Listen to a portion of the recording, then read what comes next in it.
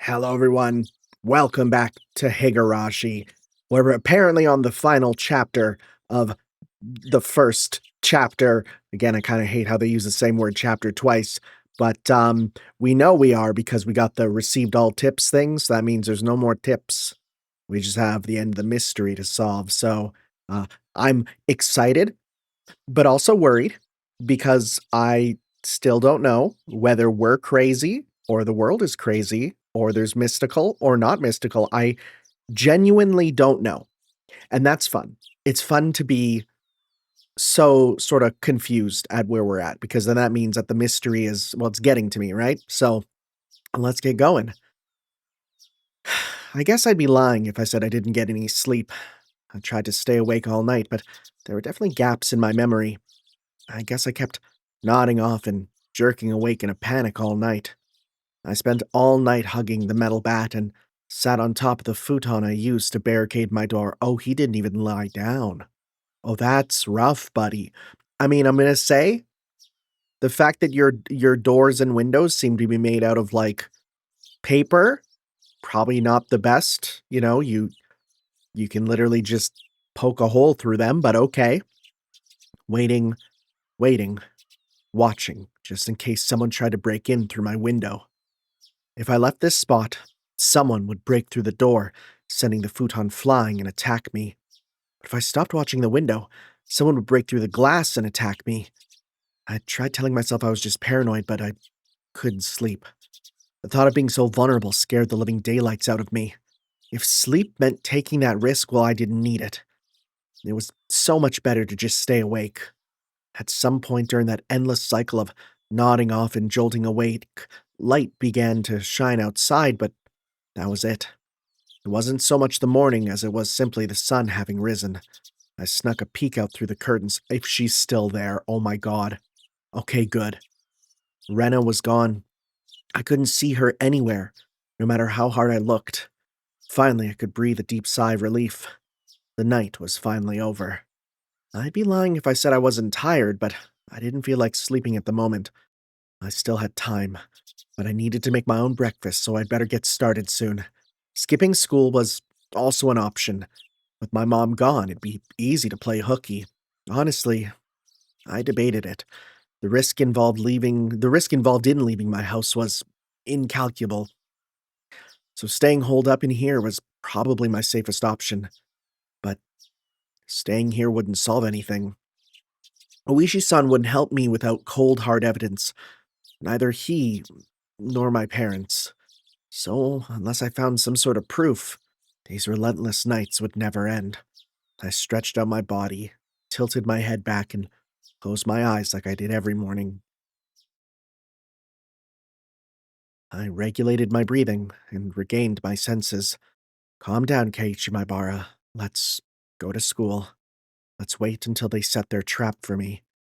But that didn't mean I was just going to twiddle my thumbs. I needed to avoid that trap and secure irrefutable evidence. Take note of the plates of any car that drives by. If I see someone suspicious, check their clothes and face. I wasn't just protecting myself, I was preparing myself to turn their attack against them and retaliate. The tension was similar to when two samurai were aiming to slay each other with a single motion as they drew their katanas, like that Kirby minigame. I was not at a disadvantage. I would have a chance to retaliate.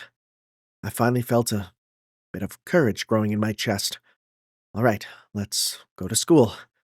I tightened my grip on Satoshi's bat. It was the only partner I could count on.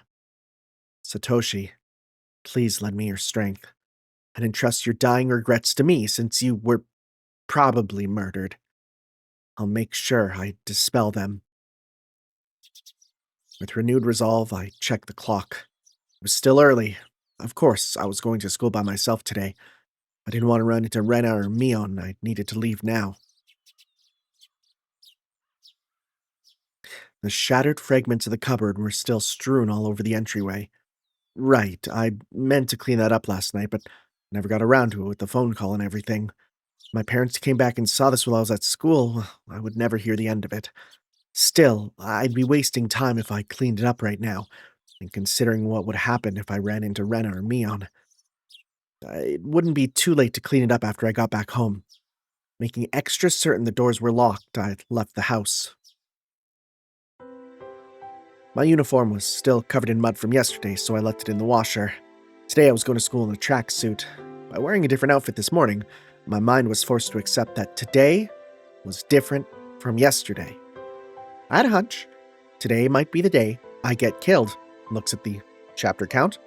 Okay. Keep your guard up, Keiichi Maibara. The only one who gets to decide if today is my last is me. Well, he's doing sure a lot of self-affirmation, huh? Almost a worrying amount of self-affirmation. Almost an amount of self-affirmation like there's another voice in his head telling him stuff, and it's not so much self-affirmation as it is affirmation, you know? Because he's had a number of times where he has literally debated with himself, and it sounds almost like two people, you know? Just something to consider. I spent the morning practicing my swing like it was my natural routine. After a while, Rena arrived at school. Our eyes met, but we said nothing. Rena said nothing about last night, as if it never happened. But I could see that those events were real by the wounds carved into her fingers. Okay, well, interesting. I just heard her telling Satoko and the others that the bandages were from hurting herself in the kitchen. You know, that old nutshell of, oh yeah, my child just keeps running into doorknobs, huh? That one works. Though it wasn't like it bothered me. The details that Oishi-san shared about Rena's incident before a transfer played vividly in my mind. Now that I knew about it, I couldn't even dream of Rena as a cute, ideal girl.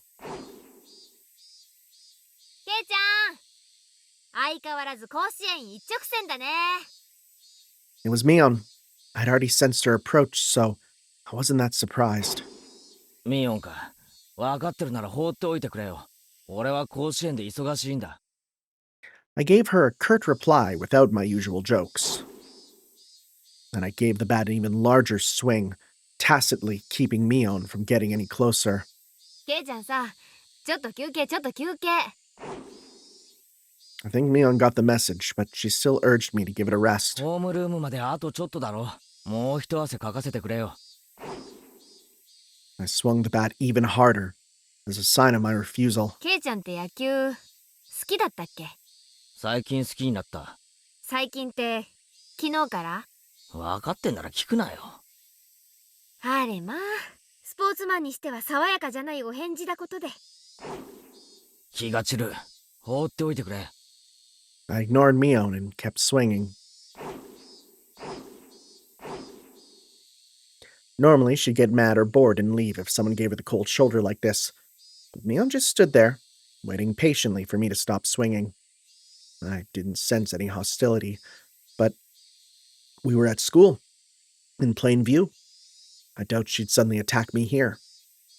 Or was that too naive? Still, I was starting to get tired. Maybe it wouldn't be so bad to take a break and hear her out. 何か用なんだろう。なんだよ。Sweat poured from me as I stopped swinging.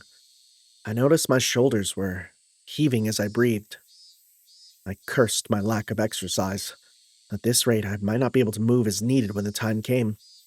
I should probably keep practicing my swings to build stamina, in addition to the excuse for me carrying the bat around with me. 用ってわけでもないけどさ、お疲れのようなら後にするけど。今でいい。I'm only dealing with you now because I judged this situation to be safe. Talking to you alone and away from others? That's out of the question. さ、Mion was uncharacteristically trying to choose her words. But unlike Oishi-san, it didn't look like she was going to talk about something I'd rather not hear about. Mion was puzzled, trying to find the right thing to say.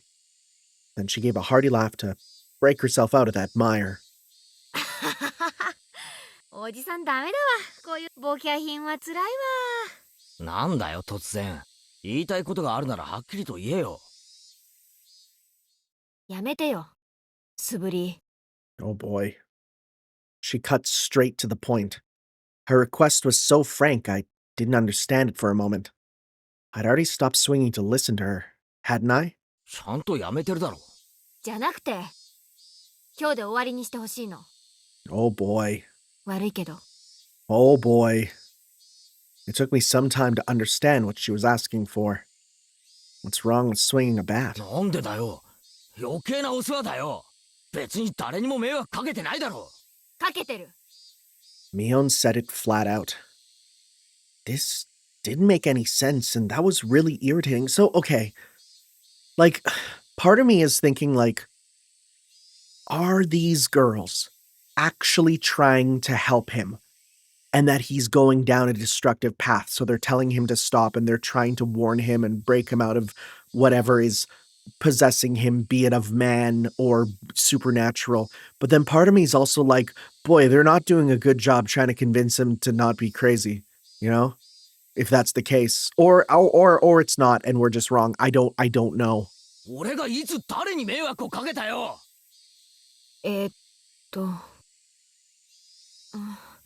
Mion was at a loss for words, but she finally made up her mind and spoke, though she stuttered as she said it. だってさ、ケイちゃん、それ人のバットだしさ、無断借用は悪いし。転校した生徒の忘れ物だろ。本人が取りに来るまで借りてるだけだよ。ああ、まあね。転校したし。Mion grew, well, uncharacteristically flustered. That made it all too clear that his transfer was a で lie. も変わってるよな。兄貴だけ転校なんだろ。妹は転校しなかったんだろ。Oh boy, we're kind of revealing our hand here, huh? Mion couldn't hide her reaction as my words shook her up. ケイちゃん、知ってたの？ I mean, it's a little less weird than people who follow me around to the store to see what noodles I buy. 王城聡、聡子の兄貴だろ。去年、鬼隠しにあって消えた。Unable to respond to that, Mion fell silent. レナにも言われた。なんで素振りを始めたのかってな。サトシもやってたんだってな、素振り。それも失踪の直前に。これってさ、お社様のたたりに合う前兆ってわけなのか？ We're just letting it out, huh? Wait, what? Mion panicked and looked around. 頼むよ、ケイちゃん。お社様の話はうかつにしないでよ。Oh. Wait. 私はそんなに信じてないからいいけど Okay, さ。 okay. 他のみんなはすごく信じてる。You don't believe in him, huh? レナなんかやばいくらいに。Oh, や okay. ばいくらいに？とにかく、 Oh, serious face. みんな怖がってるんだよ。もしもこれが悪ふざけならやめな。サトシの真似は絶対にやめて。 Boy. Boy, what happens in this town to the guys who come here? I was the one who was scared. Who do I have to thank for taking up this bat in the first place? But it still unsettled me knowing that my actions were overlapping with Satoshi's. It would be one thing if someone suggested it, but I thought I was making my own decisions. 先に言っとく。俺はサトシのことは何も知らない。みんなが隠してたからな。隠してたってわけじゃ。毎年起こる事件のこと隠してたろ。それはケイちゃんを。 Okay, to be fair, I feel like if you moved someone to a town and they're enjoying themselves and there was a day coming up where someone dies every year, I would probably also be like, not tell them in case, you know, just if something happened, then you'd be like, oh yeah, I guess we could tell you about it. But I guess it did, but they don't know, right? But you know, it's like, I kind of understand keeping that from someone who just moved to a town. I kind of do. I don't think that one is as bad as some of the other stuff. 怖がらせたくなかったってのか？それが理由で俺だけのけ者かよ。いや、そんなつもりじゃ。ミオンに直にダム現場で事件がなかったか Okay, って that 聞 is いたよ true. な You did ask directly and she directly lied. ミオンはないって言ったじゃないか。バラバラ殺人があったのによ。嘘つき野郎。ごめん。嘘ってわけじゃ。 Yeah, it was such a big deal when we lied. And now, like, but they were the ones who technically lied first. 仲間ってのは隠し事なんかなしだろ？そうだろ？じゃあお前らは仲間じゃない。 Dang. ケイちゃん。そんなのって。 Mion looked helpless and flustered. Was I imagining the tears in her eyes? I never could have imagined Mion acting like this. ああ、それに先日の見舞いのおはぎ、あれうまかったぜ。 Good. I'm actually happy you're kind of bringing this up. やったのはどっちだ？お前か、レナか？私 Oh my god, you did it.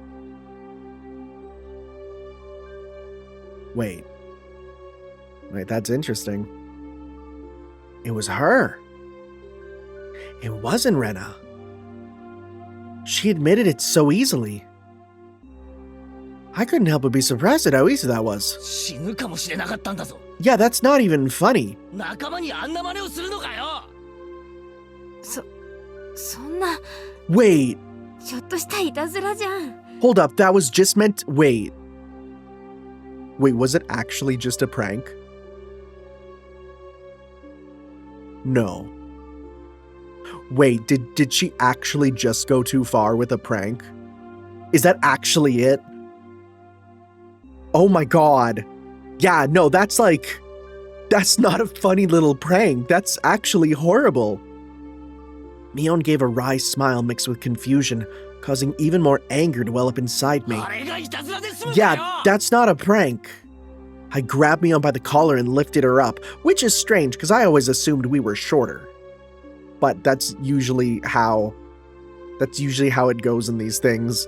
I always imagine myself like kind of mid-height in all the characters, and there's characters that I'm taller or shorter than, but then you actually look at visual novels and you're like, oh no, the guy is almost always taller than the entire female cast.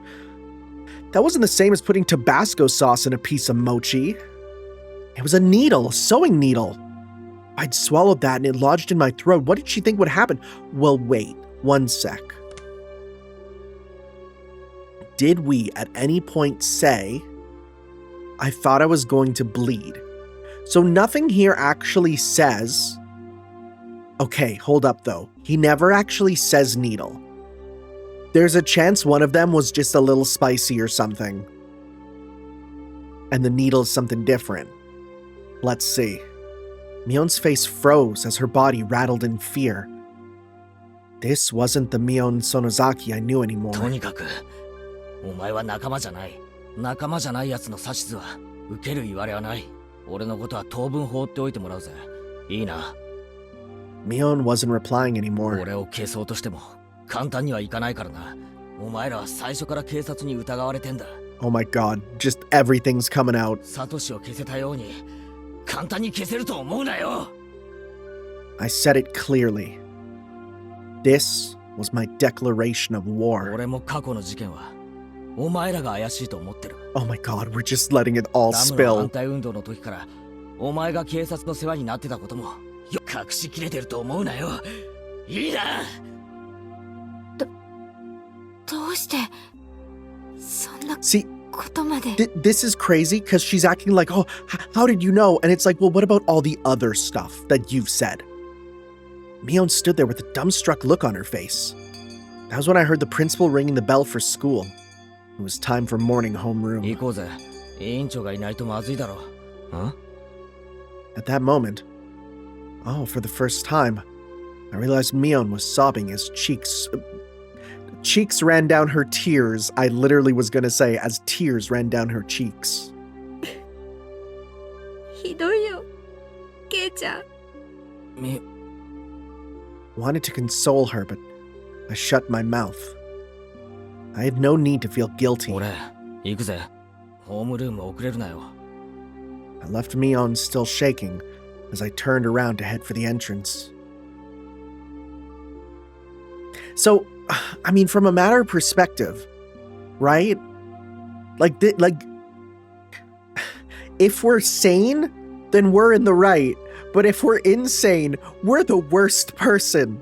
I don't know. I had no idea how troubling it was to make a girl cry.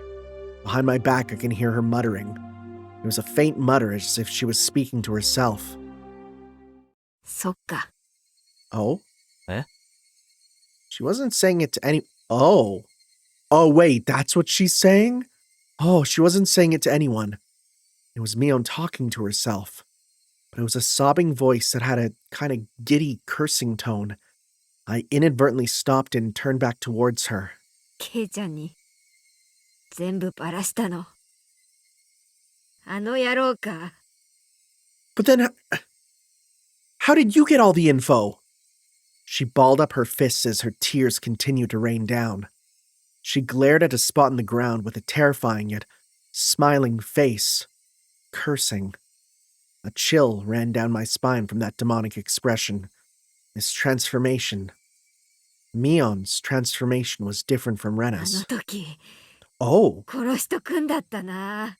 今年で定年だからって容赦してやった恩も忘れやがって。 oh, interesting. Retiring this year. Was she talking about Oishi-san? くしょう。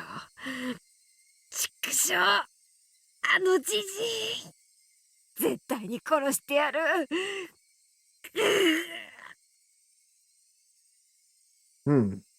Felt like the air itself had begun distorting. With Mion at the center, the world began to twist and spiral, bending, whirling. This was the first time I'd experienced such a visage. 起立。気をつけ。 Mion made up an excuse for her red eyes by saying there was something wrong with her contacts. She wears contacts? That's important information. Because then she shouldn't. She should wear glasses. Everyone looks better with glasses. After that, neither Rena nor Mion spoke to me for the rest of the day, which was really tough when we had group projects to do. Neither Satoko nor Rika-chan looked me in the eye. Strangely, I didn't feel hurt. Everything had just went back to the way it was. The month since I transferred in had almost been too much fun. That was all. School was supposed to be something like this to begin with. I should have disliked that feeling, but today it was oddly refreshing.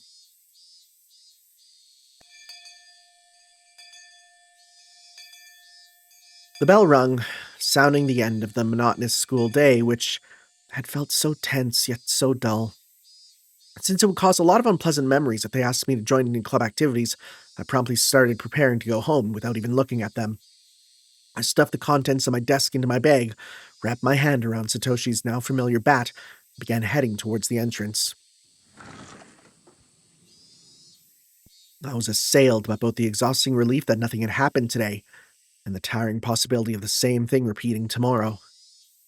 But deep down inside, far beneath, in the recesses of my heart, achingly, I knew this would be the last day of this cycle. I couldn't tell how the ending would be. Me neither, buddy. Whether it would end as I wished it to, or it would end as I hoped it wouldn't.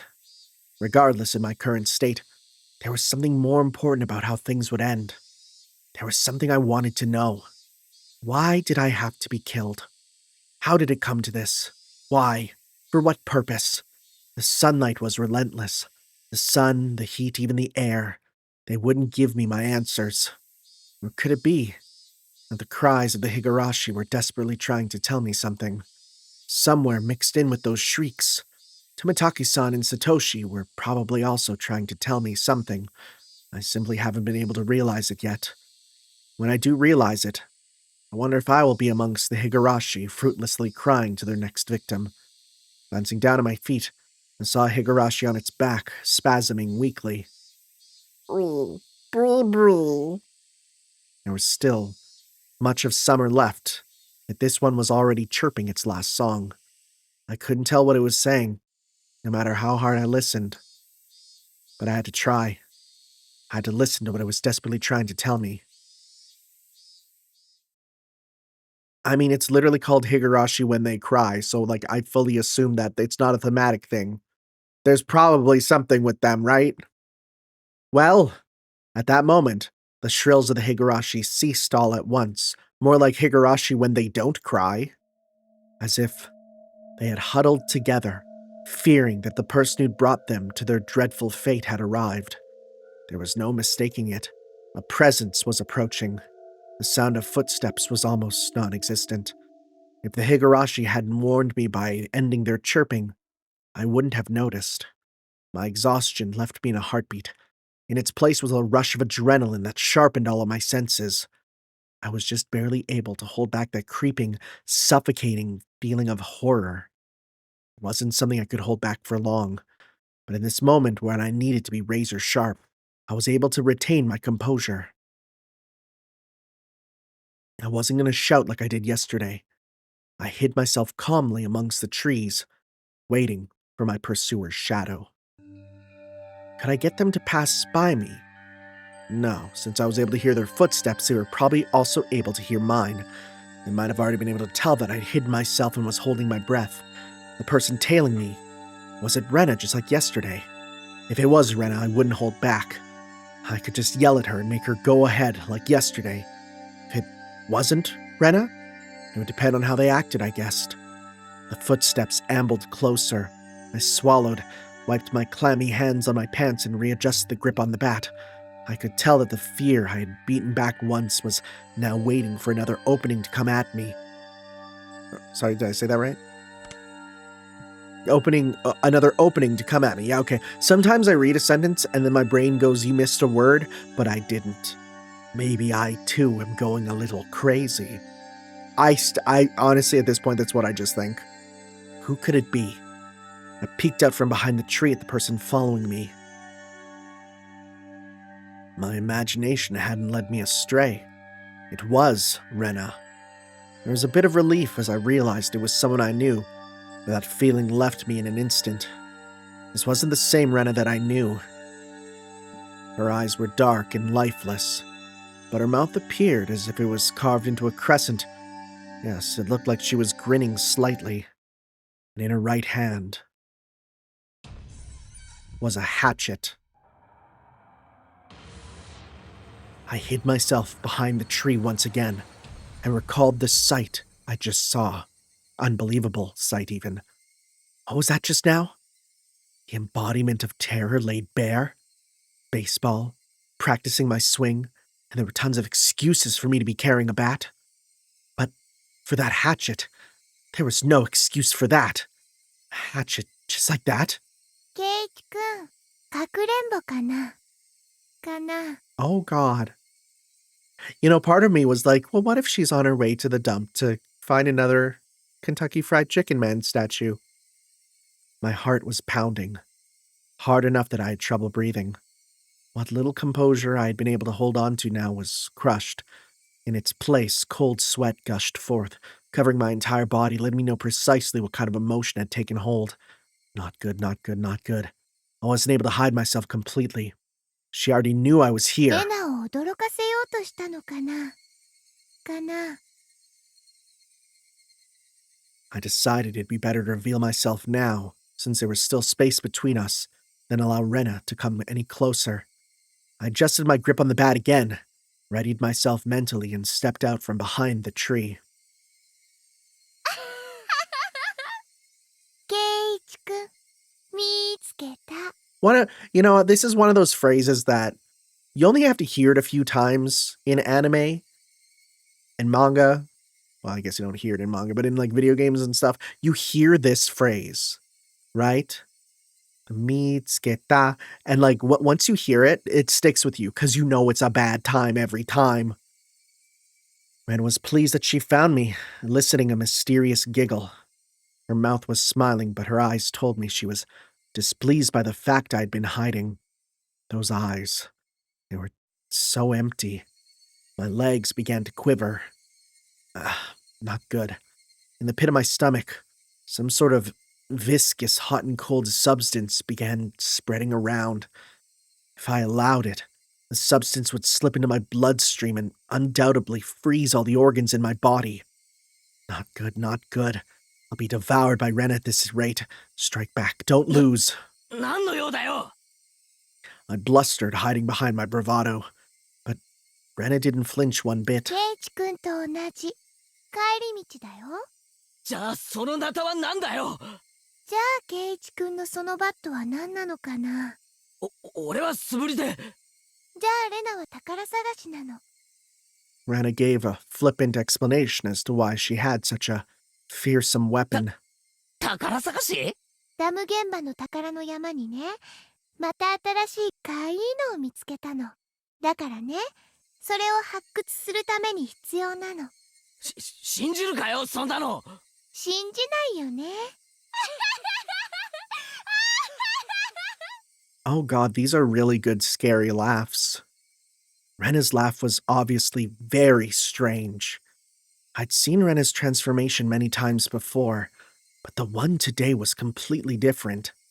Like her mischievous tone and the shrewd glint in her eyes. It wasn't something that roundabout. I'm not sure what to say. It was just so obvious. 待ってよケイイチくん。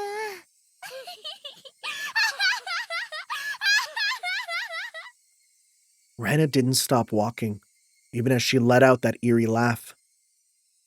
Whenever Rena got too close to me, I would scurry away and turn back towards her. This cycle repeated over and over. No matter how you looked at it, I was being chased by Rena and was trying to escape. ついてくるなよ。それはできない相談だよ。レナの家もこっちだもん。That's a scary laugh, man. When I met with Rena on this road yesterday, she cowered and trembled as she followed my commands. But today was different. Rena didn't show a hint of trepidation. Actually, wasn't I the one who was cowering? If the way home for Rena and me was the same, that's fine. I'd just change my route. That'd work out, wouldn't it? I turned onto a side street I'd never been down and knew little about. But Rena saw me do that and followed me while still laughing. Why? Why? Aren't you going home? And just go home down the street you normally do. Why would you follow me down this weird little side road? Those thoughts screamed in my head, eventually spilled out of my mouth. どうしてついてくるんだよ。 The tone of my voice was already tinged with ケ terror. イイチくんとお話ししたいから、ケイイチくんもレナとお話ししたいんじゃないかな。かな。俺は何も話したいことなんかない。嘘だよね。相談したいこと、きっとあるはずだよ。ない。レナと話すことなんか何もないよ。嘘だよね。嘘じゃないよ。嘘だ。 Oh, there's another one. Gotta use that again. Didn't get me as much the second time, of course, because you kinda... Yeah, I'm already on edge, you know, so when you're already on edge, it doesn't hit you as much. Rena's scream echoed, startling some nearby birds into flight. I cringed in fear. The only thing I could do was increase my pace. お話ししようよ、ケイイチくん。お話。お話。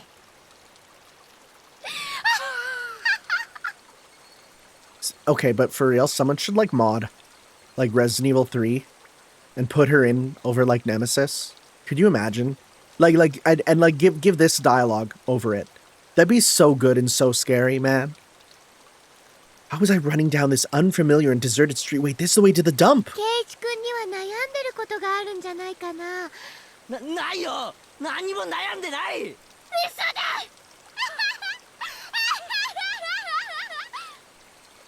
Even though I was running, even though Rena was walking, why wasn't I getting any farther away? わかるよ。わかる。レナはわかるよ。怖いんだよね、ケイイチくん。怖くなんかない。何も怖いことなんか。嘘だ。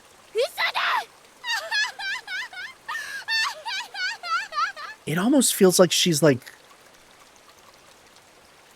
the lies and the laugh.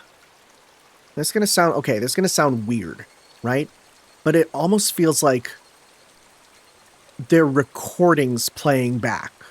Like she doesn't say this, but our brain just is playing those two sound bites, you know? Cause they're the same, you know? That's what it feels like, at least. My breathing grew heavy, and it felt like my legs were giving out from beneath me. Rena wasn't even breaking a sweat. レナだけは相談に乗ってあげられるよ。今度こそ乗ってあげられる。 I had no idea what she was talking about or what exactly she wanted to 今 do. 度こそ相談に乗ってあげられる。サトシ君の時とは違うもの。 Okay. When she said Satoshi's name, I turned back for a moment. But even as I did that, Rena was still advancing. I couldn't afford to stop. サトシ君も悩んでた。辛そうだった。でもレナは相談に乗ってあげられなかった。 See, okay, here's the thing. Here's the thing that's getting to me. If you actually read her dialogue, if you actually read it, it could be interpreted as that she's genuinely worried about us. And okay, if you take what she's saying at face value, oh, I'm going treasure hunting, right? Wait, ignore the laugh. I can't do it. My house is this way. Ignore the laugh, right? Why are you following me? Because I want to talk to you. You want to talk to me too. That's a lie. There's something you want to ask me about, right? Let's talk. Do you have something you're worried about, right? You're scared. I'll listen. This time I'll listen. It almost feels like if you read the dialogue at face value, she is worried about us and we are vastly misinterpreting it, right? Almost makes me wonder if we have either, a curse or like some problem where we grossly misinterpret people. I wonder. とても悲しかった。 Right? Where did this street connect to? All these twists and turns, ups and downs. It was hard to believe that this was even remotely in the direction towards my house. My sense of direction had long since gone out the window. サトシ君が転校しちゃった時ね、本当に後悔したんだ Okay, よ。 hold up. Listen. Crazy idea, okay? Actually crazy idea. Remember that talk about bipolar disorder and multiple personalities? Is Keiichi Satoshi after he had a breakdown and shattered into a new persona, right? I'm thinking, because what if the euphemism for transferred out is not it's literal, but also not? Like, yeah, Satoshi transferred out, but that's because wait. What if Oishi-san is lying to us about all that stuff? Oh, wait. Okay, my brain's rolling, right? Because I'm already at the point where I do believe that we're an unreliable narrator. But then the only person corroborating our unreliable narrator stuff is Oishi-san, which the other characters are going like, hey, don't talk to him, so, レナが相談に乗ってあげれば、サトシ君は転校 I せずに wonder. 済んだかもしれないって、すごく後悔した。 And again, let it be known, I know basically nothing else about the story. Like, I truly don't. The road led me deeper into the forest. Wasn't I getting farther away from the village the more I ran? I lost more and more of my composure the more I thought about it. But despite this realization, my inner self was still disturbingly calm. Oh my god, wait, is that the voice in our head? Is that Satoshi? Wait. Well, let's see. Wait, we gotta... I might be jumping ahead a bit. もしもサトシ君みたいに苦しんでる人にもう一度会えたなら、レ Okay, ナが助けてあげようって。もう人が転校するところは見たくないな。Okay. Maybe this fully just destroyed my idea, but let's see. Damn it! What does transfer even mean? I won't let you transfer me. I won't end up the same as さあ、 Satoshi. ケイイチ君、レナに話して。レナはきっとケイイチ君を理解してあげられるよ。レナだけはケイイチ君の味方。 And of course the question is like, well then who are the parents? What if it is, like, Satoko's parents still, but because of something, they needed to bring her apart to make a new life or something, right? See, I don't know. I mean, we'll learn probably. It's the end of the game here. I started wheezing out of breath. My lungs were so hot that they felt like they were going to explode, and my heart was beating as hard as it possibly could. I should have practiced running instead of my swing. I couldn't even afford to scoff at the stupid thought. 悩みがなくなれば、きっとケイイチ君も元通り。みんなとも仲良しに戻れて、また楽しく部活ができるよ。今度は一緒に組んで、みーちゃんをやっつけようね。Yeah, how much fun that would be. Rena couldn't even imagine how much I wished I could turn back the clock on these past few days. レナともきっと仲良しに戻れるよ。また一緒に宝探しに行きたいね。今度はお弁当も作っていくよ。なんなら今から宝探しでもいいよ。行こうよ、一緒にダム現場。 Again, if you actually read the text, nothing she says could, like, she could literally be saying regular, like, nice things and be honest 見つ here, けたばかりの可愛いの、ケイ right? チくんにも見せてあげるね。きっとケイチくんも気に But 入 then you る have the よ。 laugh. Which, yeah, that's weird. It's weird. The laugh is weird. My footsteps made pathetic flapping sounds as my legs wobbled and faltered. Hot on my heels, Rena's steps were sharply breaking twigs underfoot. I had to accept it. I was on the run, being chased by Rena. If she caught me, it was all over. I realized it instinctively. I couldn't even begin to think of what the end would entail. Just that if I was caught, it was all over. That's all I knew. It didn't matter how it was going to end. I wouldn't let it end. Not without knowing anything, not yet. That momentary lapse was all it took. Of all the things that could have happened, my knees buckled underneath me and I crumbled towards the ground. I tried to stand frantically, urging my legs to respond. I used my bat as a makeshift cane to prop myself up, but Rena was already standing right in front of me. Compared to me, out of breath and utterly exhausted, Rena was so cool and composed that she could have froze the air around her. She wasn't breathing hard at all. Rather, I couldn't even sense that her heart was beating. 何が怖いのかな。怯えるなんてケイチくんらしくないよ。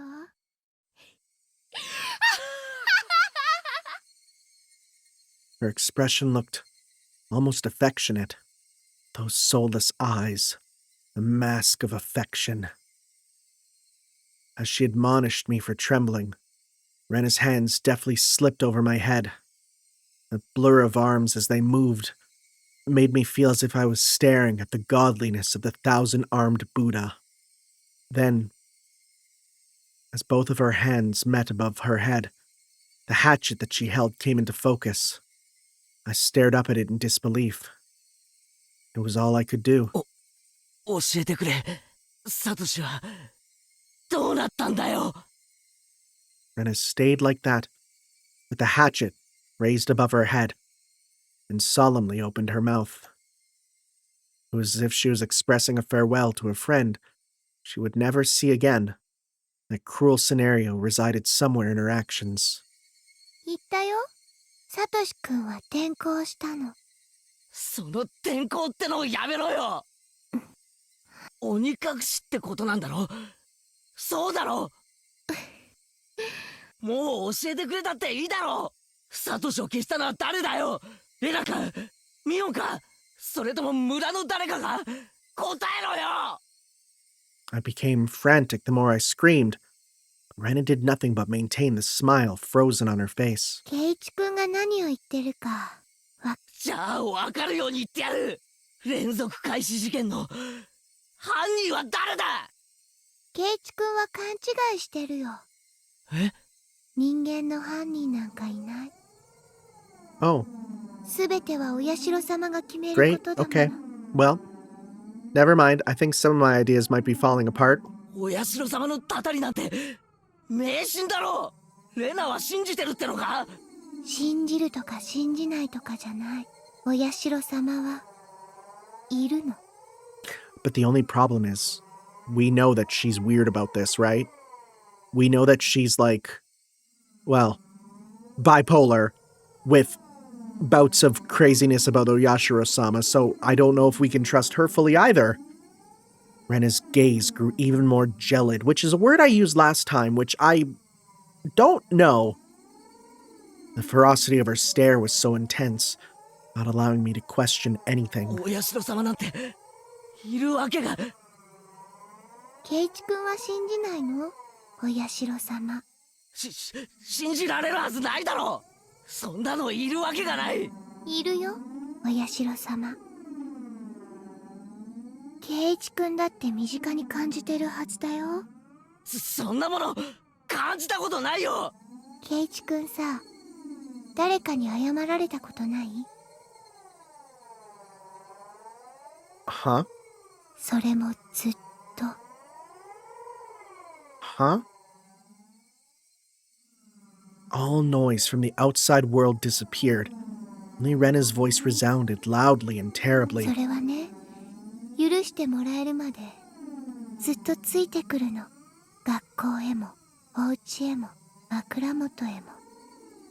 I couldn't understand what Rena was saying. レナのところへも来たんだよ、お社様。だからレナは転校してひなみ沢に帰ってきたの。 Huh. I don't understand. I don't understand. What does transfer even mean? What was Rena saying? 圭一くんのところにも。お社様、きっと相談に乗れるのは私だけ。圭一くんを転校なんかさせないから。ね。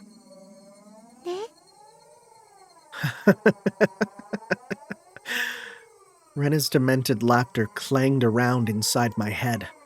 Was Rena saying Oyashiro-sama came to her as well? That's right. Last night, I had heard about that when asked about Rena. 他言無用でお願いします。また内容には Yeah, we heard this 全てが here. よろしいですね。 Yeah, Oishi-san began 被害者 speaking. も学校もく Yeah. つまり Police had ですから詳 intervened. 細は関係つま Yeah, り we heard this here. 被害者ってレナはガラス。いえ Oh, no, 男子 this is 生徒 new. が This is 3 new. 人ほど Okay. リュウグウレナに殴られています。 Okay, now we're into the new stuff. 金属バットでです。2人はあざで済みま She し used た a が bat too. 1人は片目に後遺症を残 Because す we heard ほ about ど the の one 大 who, 怪我 yeah, had his eye damaged there. それって傷害事件じゃないんですか？警察は逮捕とかしないんですか？どういうわけか被害者が告発しないんですよ。警察に届け出がないの。 I mean, I could see someone being just like, look, listen, she was having a mental health crisis. I'm not going to sue her on top of that. I can see why someone wouldn't, right? They were beaten with a bat and suffered significant injuries. Normally, there would be criminal investigation.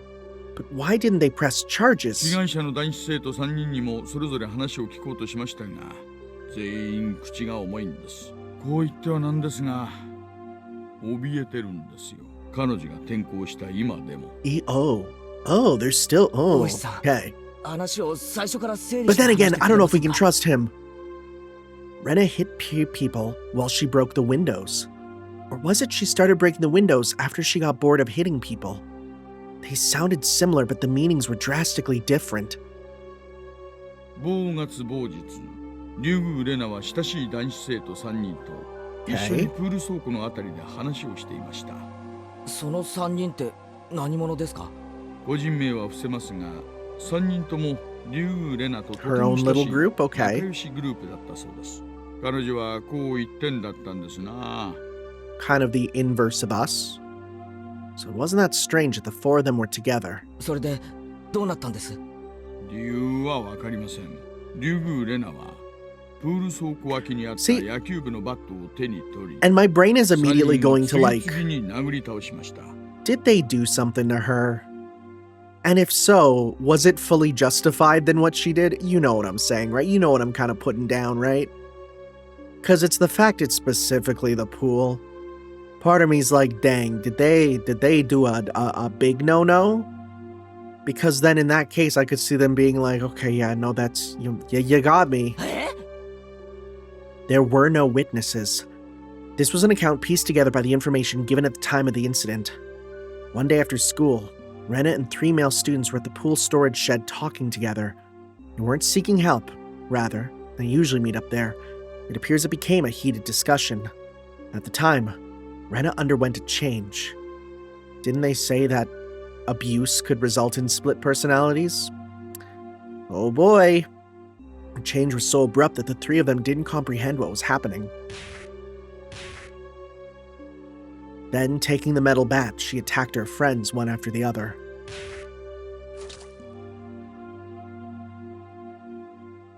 Leaving her friends covered in blood with gashes on their heads, she made her way towards the school building.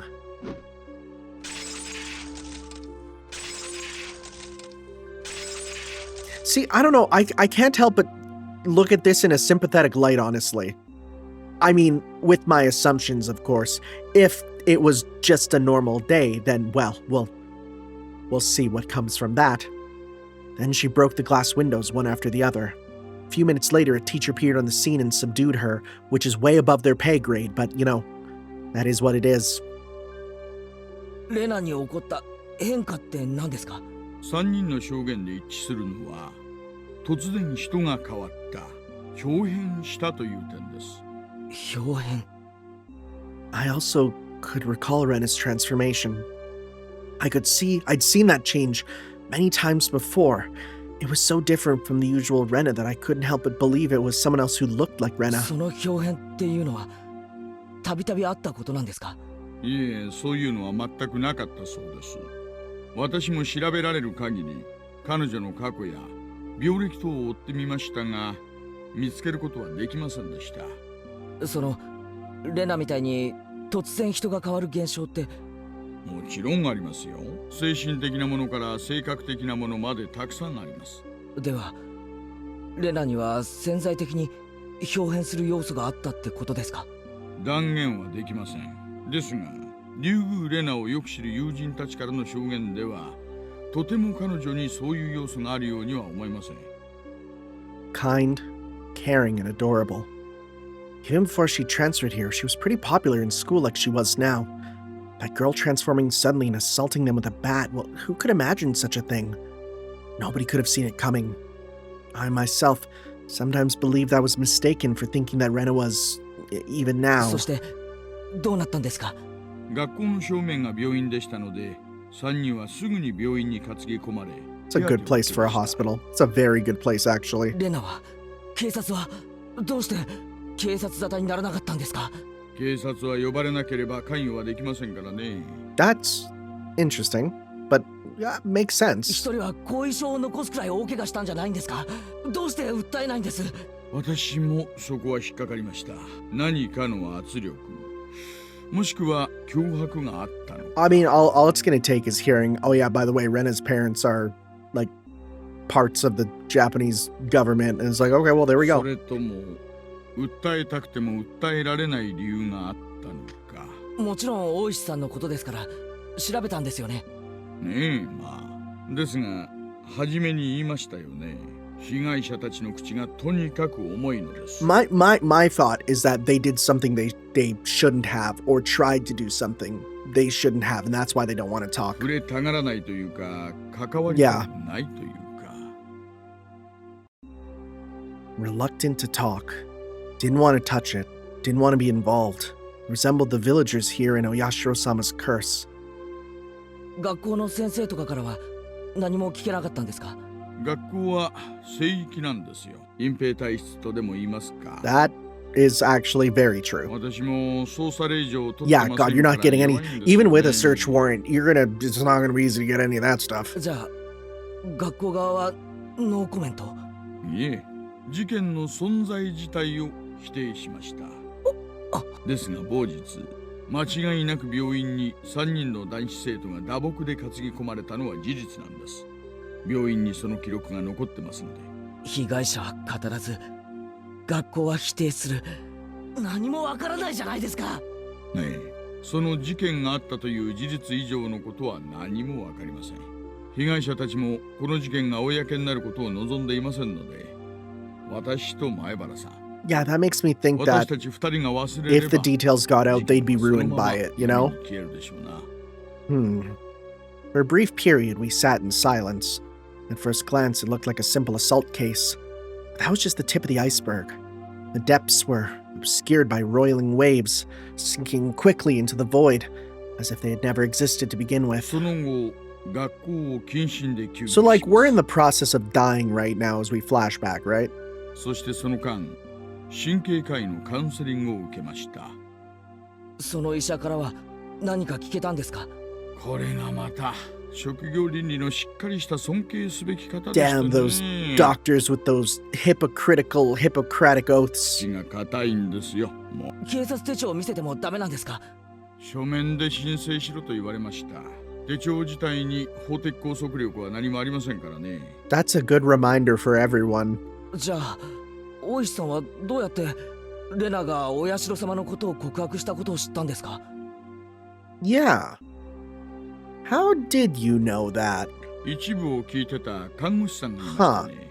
この方は手帳を見せただけで協力してくださいました。それでなんと Turns out that the nurse hadn't heard everything. Apparently, all that she remembers is what she overheard from inside that 看 room. 護師さんが言うには、その時の竜宮レナはとても淡々としていて落ち着いていたそうです。It was more like she was confessing her sins at church than a counseling session. She spoke with her mother there for some of it, but partway through, her mother asked to leave, so it became a private counseling session between just the doctor and Rena for a while. 例のお社様の話はどこで出てきたんですか？途中です。その名前を突然叫んだのです。だから看護師さんもびっくりして聞き耳を立てたのです。お社様です。 Rena suddenly shouted that. I had no idea what was said before that, so I had no idea what the meaning behind it could be. The doctor, calmly and collectedly, asked Rena to have a seat. そのお社様というのは何ですか？ Gently, ever so gently. A fundamental part of counseling is to be a good patient listener. 南沢を捨てた人は必ずお社様に追われるんです。そしてとうとう私のところにも来たんです。竜宮さんが今のお家に引っ越される前に住んでいた町ですね。私は引っ越したくなかったけど、お母さんとお父さんの都合で仕方なく引っ越しました。 We don't know about her parents' circumstances, so this might be interesting. お社様は許してくれなかったんです。竜宮さんはきっとひなみ沢にもお友達がたくさんいたんでしょうね。今でも懐かしいんじゃないですか？帰りたい。南沢に帰りたい。帰りたいんじゃない。帰らなきゃいけない。本当はもっと早くに帰らなきゃいけなかった。でももうダメ。お社様が来てしまった。お社様というのはそのひなみ沢の神様なんですね。誰でも知ってるひなみ沢の守り神様なんです。それでひなみ沢を捨てて出て行こうとすると罰を当てるんです。 Which this begs the question, why would it be coming after us? We moved here. We never left. Right? 竜宮さんが引っ越しをされたのはもうずいぶん前ですよね。では今になってその神様がやってきたということですか？信じないでしょうけど、お社様はいるんです。 The nurse was then asked by another nurse to do something and left the room. That was all she remembered. That お社 could 様が that could very easily be made up. I'm gonna be real. That could very easily have been made up. 確かにひなみ沢にはそういう迷信があります。里を捨てて出ていくとお社様の罰が当たるという。Remember that he knows stuff about the village and because he lived here, which この辺りは前原さんもすでにご存知ですよね。I know very well what those scorned by the village incurred. To hinder the dam construction project, they cursed the construction foreman to his death. Then, the following year, Satoko's parents, supporters, and leading advocates for the dam were cursed to their death. Okay, well that...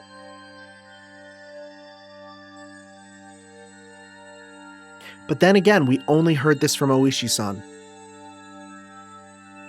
But this was the first time I've heard of the curse incurred by leaving the village, yeah. 初耳です。村の外敵がたたられるのはわかりますが、どうして出ていく村人まで？普通出ていくものはたたられないものじゃないんですか？ I know it's a bit strange to say it, but I could see it as a rule that the people who come in are the ones who are cursed. Far from Jupiter, far from his thunder. Well, that's an idiom. Curses weren't something to chase after people that leave, were they? Oishi-san pondered for a bit on the other end of the receiver, then began speaking again. ひなみ沢が大昔鬼ヶ淵と呼ばれていたという話はしましたよね。I recalled hearing that. Long ago, Hinamizawa was feared and respected as the village demons. 麓の村人たちは鬼たちを崇めていました。で、鬼ヶ淵は神聖な土地なので絶対に不可侵。むやみに立ち入るとお社様のたたりがあるとされてきたんです。 Those who set foot in Onikakushi, in other words, Hinamizawa, would be cursed. I could understand それ that. はわかります。でも出ていくのまでダメってのは。鬼たちもまたですね、俗世に出ていかないようお社様に厳しく見張られていたんだとか。つまりお社様っていうのは俗世と鬼ヶ淵の交流を禁じていたんでしょうな。 I see. I finally understood what sort of thing Oyashiro-sama was. つまりお社様ってのは守り神ってよりも監視者なんですね。この地を外界から隔離しようとする。そんな感じになるんでしょうな。すみません、私も詳しくないんです。この辺りはばあ様の受け売りでして。 I can understand it a bit better if it was like that. Those who came to Hinamizawa would be cursed, and those who tried to leave would also be cursed. So because Rena originally lived in Hinamizawa and moved away, she fulfilled the requirements for being つ cursed. まりレナは望まない引っ越しをしたためお社様のたたりにあったと。要約するとそういう意味なんでしょうな。実際この後しばらくしてhinamizawa沢に引っ越していますから。 Those who abandoned Hinamizawa and left were cursed. But then why only Rena? Shouldn't Rena's parents also be guilty of the same transgression by moving away and have been cursed? Also, in this day and age in Japan, shouldn't there be a lot of people coming and going? If every single one of them was cursed, well, then it'd be insane. But in reality, it wasn't that big of a deal at all. At most, it'd be one person dying and one disappearing on the day of the Watanagashi. I don't like saying at most, though. まあとにかくわからないことだらけなんですよ。お社様のたたりがどうだったにせよ、クラスメートを金属バットで殴った理由にはなりませんし、まさか前原さんも恐ろしいたたりが起こって被害者たちがすくみ上がったなんてこと信じるわけないですよね。 Of course, I didn't want to believe it. But more importantly, I just realized something else. There was another bizarre connection that Rena made between Oyashiro-sama's curse and metal bats. Satoshi fell victim to Oyashiro-sama's curse and went missing. I had recently learned that Satoshi had become infatuated with the metal bat right before he disappeared, just like me. Then Rena as well.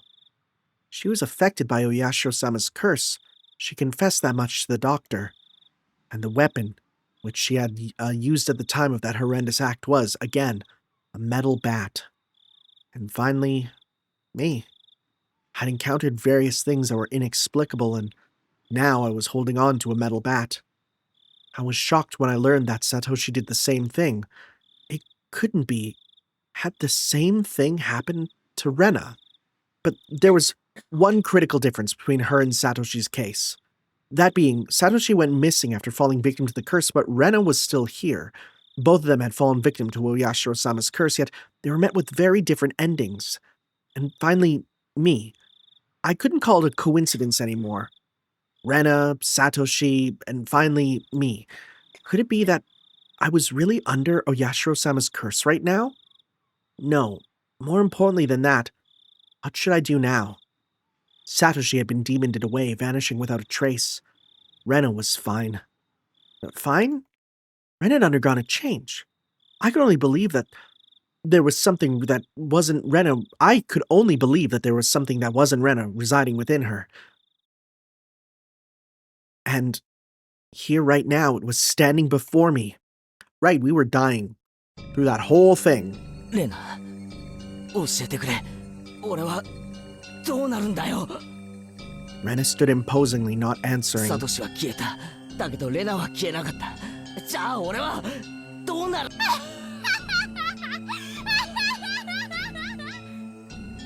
I had never heard such an unpleasant laugh before.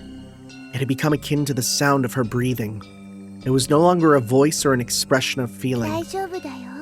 レナが助けてあげるから。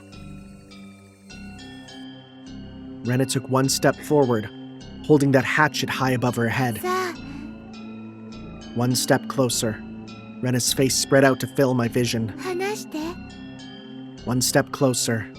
Rena's nose was close enough to touch mine and was pushing closer. 話したいことがあるんだよね。レナが聞いてあげる。助けてあげるから。ね。話してね。話してね。I slumped down, landing squarely on my butt. It wasn't for some pathetic reason. It was all I could do to get as far away from Rena.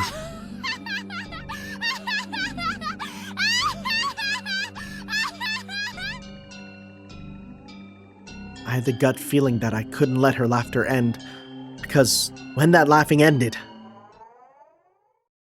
the moment I picked up on that feeling, my body moved by instinct. I sprang to my feet so fast even I couldn't believe it, and pushed Rena away with both hands. Oh, Rena was as light as a feather. Thrown about by the unbalanced weight of the hatchet, she was sent backwards as if she'd been carried off by the wind. After confirming that out of the corner of my eye, I dashed off at full speed. I was the perfect picture of fleeing like a greased pig. Buddy, now's not the time for idioms like that. Get away from Rena. Run away. Survive. I couldn't think of anything other than this. While I was running, I remember I'd been holding onto the bat the entire time. Such a worthless weapon. I couldn't believe I'd forgotten about this weapon at such an important time. I sped even farther down the winding path. I didn't feel myself gasping for breath or my legs getting heavy. My body understood it as well. If I didn't run away from here, I wouldn't live. I could hear the laughter of that simulacrum of Rena coming from behind me. It rang through the trees and in my head and was slowly chiseled away at my sanity. Where? Oh, wait, we're at the dam. The grove of trees thinned out, my field of vision suddenly expanding. Where was this? For a moment I was bewildered by the scenery. I felt I knew but couldn't remember. I quickly realized it was the dam site. The fact I dashed madly and ended up in a place like this gave me a bad feeling, like I was following someone's scripted plot. I had a good view of my surroundings, but I didn't see a single soul here. This was a terrible spot for someone on the run, but there was no better place for an attacker. My heart was already on the verge of bursting.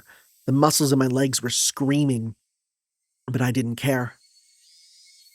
If I stopped here, then they might not even be able to scream for much longer. Even still, if I stopped here, then they might not be able to even scream for much longer? Your legs? What are you talking about with that one? Oh, the muscles in my legs were screaming.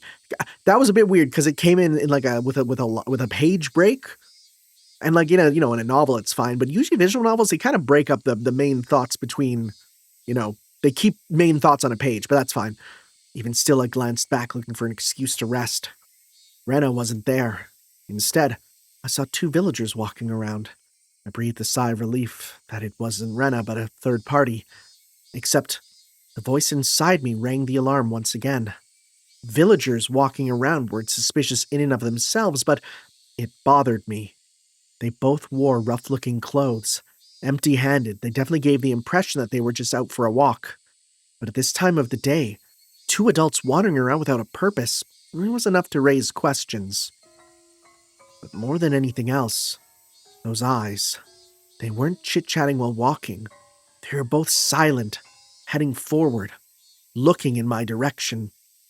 Was I at the end of my rope and had finally started imagining things? I should run away. That was probably the best choice. If they weren't involved, I'd lose them easily by running. If they were part of the group after me, they would come running after me. Either way, unless I hurried up, Rena would catch up with me. That's right, I was going to run. Deciding that, the moment I began to turn tail, both of them rushed towards me as if they knew exactly what I was thinking. Oh my god, what if that's our parents? Wait, what if that's our parents and we don't recognize them because we're going crazy? Somewhere inside me, I jumped to the conclusion that Rena was the only thing I need to be afraid of. I made the assumption that I didn't need to fear anything else. But right now, I realized just how blatantly wrong I was. Suddenly, the story Oishi-san told me about the demons all leaving the village to hunt prey floated through the back of my mind. I could tell they were both coming after me without even turning around because of their frenetic footsteps. It was frightening, being unable to shake Rena off as she slowly closed in on me. But this didn't even compare. Being pursued by such a violent ferocity, this straightforward horror was unparalleled. One of the pursuer's arms grazed my shoulder. Oh, they're closer than I thought they were. Now it wasn't just their frenzied footsteps, but also the distinct sound of their breathing I could hear. Now I could practically feel them breathing on me. They were already right behind me. Calm down, Keiichi Maibara. Still running at full tilt, I felt the surrounding area go still. No, it was like time itself had stopped. I turned my head back slightly in the frozen world, realizing how close my pursuers had gotten to me. I couldn't win against the legs of an adult. In the less than the time it would take me to blink twice when this frozen time began moving again, they'd be right on top of me. On top of me, and then... Don't think about it, Keiichi. First, realize that you won't be able to shake them off like this. If the fact you can't get away is a given, then you need to make a decision. Go with the right leg or the left, you just need to decide which one. Let's go with the left. The moment I decided that, the temporal singularity burst into pieces. Right. Left. I swung the bat in a wide arc with my right arm, and using that inertia, I stopped and suddenly spun. No! The two of them were clearly startled, momentarily losing sight of me. Both of their outstretched arms, ready to grab me, instead grabbed at empty space. The man on the right, while I applaud him being able to figure it out, spun around to the spot I shouldn't have been and faced me in astonishment. But it was too late. I didn't even need to swing my bat. All I needed to do was extend my arms as I turned around. It was by no means a heavy blow, but it seemed like it had enough power to knock him off his feet. But just knocking him down wasn't enough to scare him away. He got back up in no time. Both of them took up a fighting stance and were ready to face me. This made me certain that they weren't just two people out for a walk. They were clearly after me. It felt much easier than dealing with Rena. Just by not recognizing their faces, by not knowing them, well, it made things easier. I smiled wryly on the inside. It's fine if it's just a bluff. By barking out at them, I was able to fire myself up. They didn't respond. They spread out to either side of me with unbelievably calm expressions on their faces. One of them would grab onto my bat and the other would hold me down. Was that their plan? Taking on both of them at once would be impossible. Hot sweat poured from every pore in my body. I'd just have to settle it with the first move. I'd step in and strike the first down. Narrowing my target down to the man on the right who had already been knocked down before, I stepped in and swung with all my might. There was no way for an unarmed person to guard against it. It would cause immense damage. If they blocked it with their arm, their bone would snap like a twig. If they turned their back to it, it was possible the blow would travel all the way to their vital organs. It looked like he was aware of this. He pushed farther through the kill zone between us and delivered a fist right into my gut. Not good. With this distance, in this position, and in this state, there was no way for me to dodge it. Oh, I thought there was an explosion, but no, that was something else. The world flipped upside down. Understood that I was being tossed around like a rag doll. I landed on the soft earth without a sound, feeling the grainy soil press against my face. It didn't hurt at all. But the moment I thought that, I suddenly felt pain coming from the abrasions on my skin, as well as the contents of my stomach being forced upwards, flooding my mouth with a bitter sensation. I knew very well that I didn't have the time to relish this experience. I stood up as quickly as I could, but at that moment the other man was already barreling towards me. Being able to comprehend calmly that I simply couldn't dodge it made it all the more upsetting. After plowing into my stomach full force once again, my assailant twisted around behind me and locked his thick arm around my neck. My throat felt like it was being crushed by his immense strength. I couldn't even contemplate that I was being strangled or that I was about to go unconscious. My vision simply darkened, and a silent whining noise began playing deep inside my mind. Oh, like the Higurashi that are playing right now, it should be noted. It took everything I had to keep myself from blacking out. While this was happening, the other man was more than likely standing in front of me. I wasn't able to open my eyes, but I could feel that he was there. There was nothing I could do now. Unable to shake this arm off me, I couldn't run. I couldn't fight back. Dire straits. I couldn't even come up with a phrase that adequately described my situation. Or we like going out? Wait, that's not the end, is it? Wait, no, you can't end it there, right? Wait. Okay, wait, hold up, let's see. Are we actually, no, there's gotta be a little bit more, okay. Wait, we're back home? Wait, what? Huh? What's happening? Wait. A familiar ceiling. The smell of the bed and pillows. I knew them well. Was this my room? Normally there wouldn't be anyone in the room beside me, but their presence made me spring awake, wide awake. When I did that, pain shot throughout my entire body.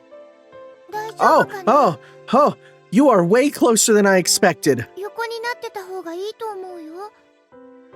I was Rena in my room. Blood began to surge through my muscles and my capillaries. But Rena's smile belonged to the Rena I knew well. I knew I shouldn't let myself feel this way, but I relaxed thinking this version of Rena was safe. 俺はどうして覚えてないの？意識がなくなってからのことは Oh boy. 全然 Oh boy. My body had become more lethargic than I could ever have imagined. I guess that would be the expected outcome after exerting everything I had back there. I tried to at least clear my head, but I just couldn't shake the sluggish feeling out of my mind. 一応お医者さんにも電話したから、もうすぐ来ると思うよ。それまで横になってた方がいいと思うな。 Okay, so... Okay, what are we doing? I wasn't seriously injured enough to merit calling a doctor, but knowing that someone impartial was coming was slightly reassuring. 俺どうしてここにいるんだ。確かダム現場でそれはレナが聞きたいな。何があったのかな。レナが行った時にはケイチ君倒れてて。 Huh? だから聞きたいのは俺の方だよ。変な二人組に襲われて。 As I talked about it, I finally remembered what happened right before I passed out. Recalling that memory and the terror that went along with it caused the fogginess around my head to clear right up. Let's forget about those two for now. I didn't expect Rena to be nursing me. I thought Rena was trying to kill me. She would have had the perfect chance while I was unconscious. Not only did she not kill me, she had nursed me back to health. よく俺を引きずってここまで来れたな。重かったろ。 Looking at Rena's delicate frame, it was hard to believe that she had not only gotten me back home, but even dragged me all the way up to the second floor. Did she have some help? ケイチ君、覚えてないの？ Rena appeared a bit surprised, but she kept her smile. I mean, not in that sprite, but okay. レナはケイチ君に肩を貸しただけだよ。大丈夫。自分で歩けるってケイチ Whoa, okay, wait, what? 君が。覚えてない？ Oh boy. I didn't remember. My memory was fuzzy after the point where I lost consciousness. 二人組はどうした？レナが来た時、俺と一緒に、あるいはそばに二人組の男が。いなかったよ。 Oh my god, what are we doing? She said it bluntly. The way she stated it felt slightly unpleasant. I was just too timid at the time. I might have been able to force some answers out of Rena. But if I did that, then this kind Rena might transform into the scary Rena I didn't know. Fearing that, I didn't press any further. Thinking about it, it was the obvious choice. If both those men were there, I don't think Rena would have even stood a chance. I couldn't find a way to explain unless I assumed that she brought me here after those two were already gone. Rena was still smiling. Her eyes sparkled warmly. Yet, I felt like I was hallucinating when I saw something akin to a shadow slowly creeping across her face.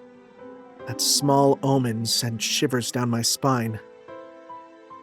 While Rena was still Rena, I needed to make contact. I needed to contact Oishi-san. Rena stopped me when I tried to get out of bed. She said it would aggravate my wounds, so I should トイレ sleep. に行きたいんだけどな。ごめん。 Rena couldn't say anything else. Well, Rena stayed in the room. I quickly went downstairs to get the phone receiver in the living room. Oh no, wait, whoa, okay. I swear if we open the door and she's there or something. When I approached the front door, the doorbell rang. Ding dong. Must have been the doctor Rena had called. It was strange for a patient to welcome the doctor in who was making a house call, but it'd be incredibly reassuring to have him here for the considerable time it would take Oishi-san to get here.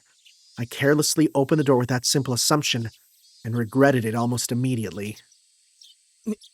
ミオン。 And she's got a gun. あれ元気そうだね。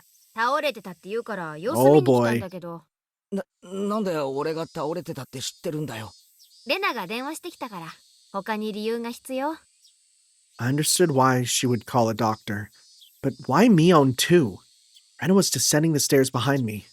レナ、ケイちゃん大丈夫そうだよ。 Oh god. たく心配して損した。そうだね。レナも心配して損したかな。 They both began laughing. It appeared to be cheerful laughter, but I couldn't shake the feeling there was a darkness looming over them. うわ、なにこの下駄箱。どうしてたの？ The shoe rack I'd smashed to pieces had been like that since yesterday. え Yeah, sure, bud. 転んで I'm さ、 sure they believe you after what そ happened の拍子 earlier. に持ってたバットで叩いちゃったんだよ。持ち慣れないもん振り回してるからこういうことになるんだよ。 I kept the fact it was none of her business to myself. でもこれじゃおばさまたちが帰ってきたらびっくりしちゃうね。後でレナが片付けておくね。 With those big old lobster claws? That's crazy. 重病人なんだからちゃんと寝てないとダメだよ。 Interesting you use the word terminally. さあさあ、お布団に戻った。 Why are you using the word terminal? Terminally ill. Both of them urged me up the stairs. I had no chance to call Oishi-san. I was pushed into my bed. As it was the first time Mion had been in my room, she began searching around it intently. Boy, I sure wonder for what. She fiddled around my room, was scolded by Rena. You can imagine how it went. Thank you for cutting out the shenanigans at this time. It was uncomfortable having my room poked around, but the conversation was so benign that it was heartwarming. During that innocent conversation, Mion said something as though it was perfectly ordinary. レナ、監督には電話した？ The what? What now? みーちゃんに電話した後すぐにね。 Who's the the director? What are we doing? Wait, what are we doing? すぐ来るって言ってたよ。 The director? That out-of-place word gave me a bad feeling. Rena called a doctor, then called Mion. After that, she called a director. That's scary. What does that mean? Who was this director? Since Rena and Mion's conversation was so peaceful, it only felt slightly odd. 二人とも何 Yeah, の話をしてるんだよ。 what do you mean director? 監督ってなんだよ。ケイちゃん知んないの？監督って言ったら監督だよ。 What does that mean? 映画の監督とか、 Oh, what? 工事現場の監督とか。 What? Wait. Please don't bring Quentin Tarantino into this. What do you mean? I dug through all my memories for a director who might have business with me. Only one thing came to mind. What Rena had just said. The construction site foreman. The very first victim of the incident. The dismemberment at the damn construction site. The foreman. But that was strange. He was supposed to be dead. There was no way they could call him. お前らが何の話をしてるのかわからないよ。その監督が俺と何か関係あるのか？来るって言ったけど。Wait. うちに来るのか？ Wait. I asked one obvious question after another, but all the two of them did was smile coolly at each other.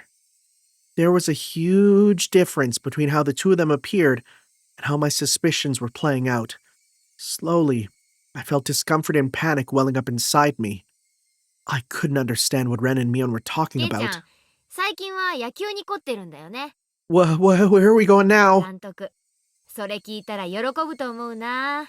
だから監督って誰だよ。監督 Oh my god, I hate this. What are we doing? What are we doing? Oh, I need a drink. Okay. Okay, what are we doing? だから監督って誰だよ。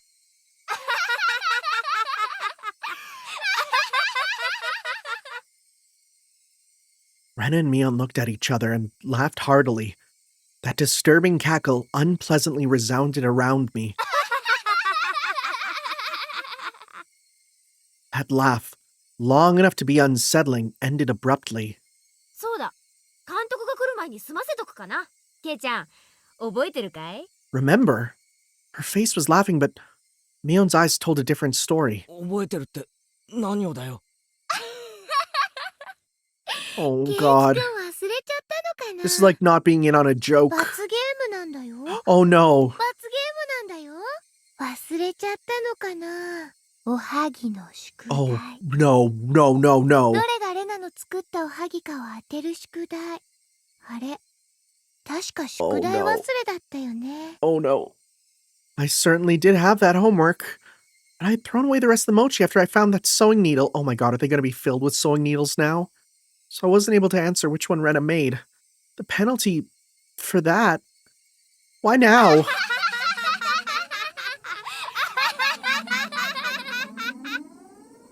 No doubt my question was written all over my face. Their answer to my question was that dry laughter. I could no longer make heads or tails of anything. I began thinking that this entire day was somehow insane. Strange, incomprehensible, being chased by Rena, attacked by strange men, the penalty Mion and Rena were talking about.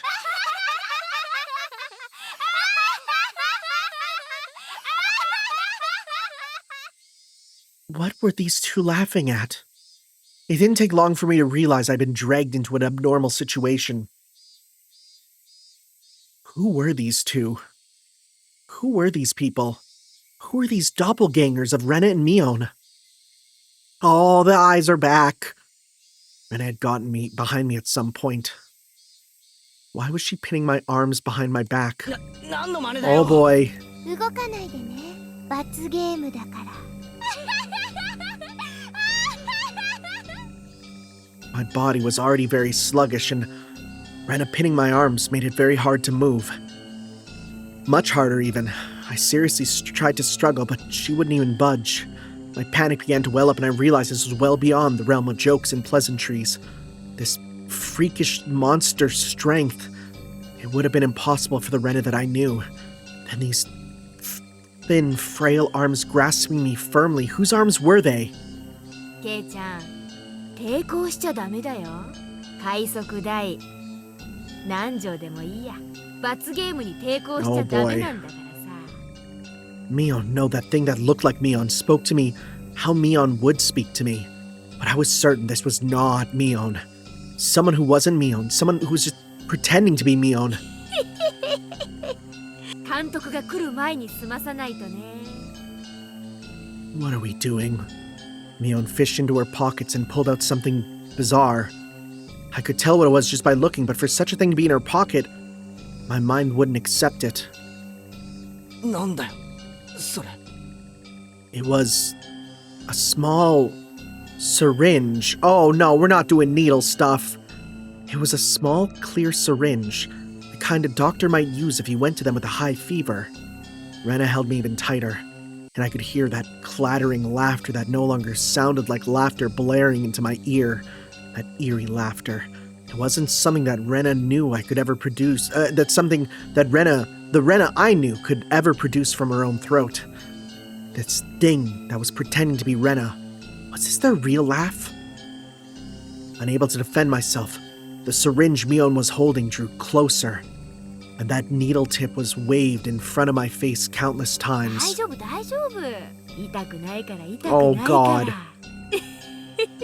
This is like a primal fear, man. I don't like needles. 何をする気だよ。 Not like, hey, you know what? I can give blood, whatever.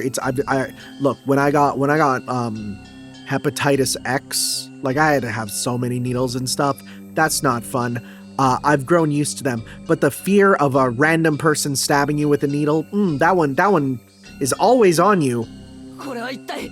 Because you don't know what's in it, and it's 99% you're gonna get something horrible from it. ケイちゃん、何言ってんだか分かってんでしょ。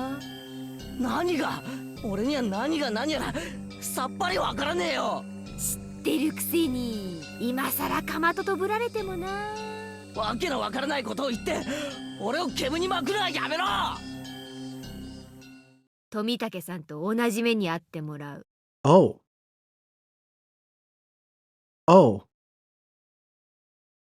Oh no. Okay.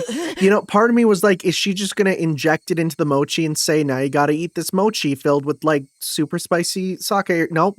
Okay, what are we doing? The same as Tomitake-san. I didn't really understand what she meant. What did that have to do with this ケイ syringe? チ君、とぼけてるね。うすうすは気づいてたくせに。 Rena whispered into my ear, laughing as if to admonish me. But even the way she spoke was repulsive beyond compare. Playing dumb? Me?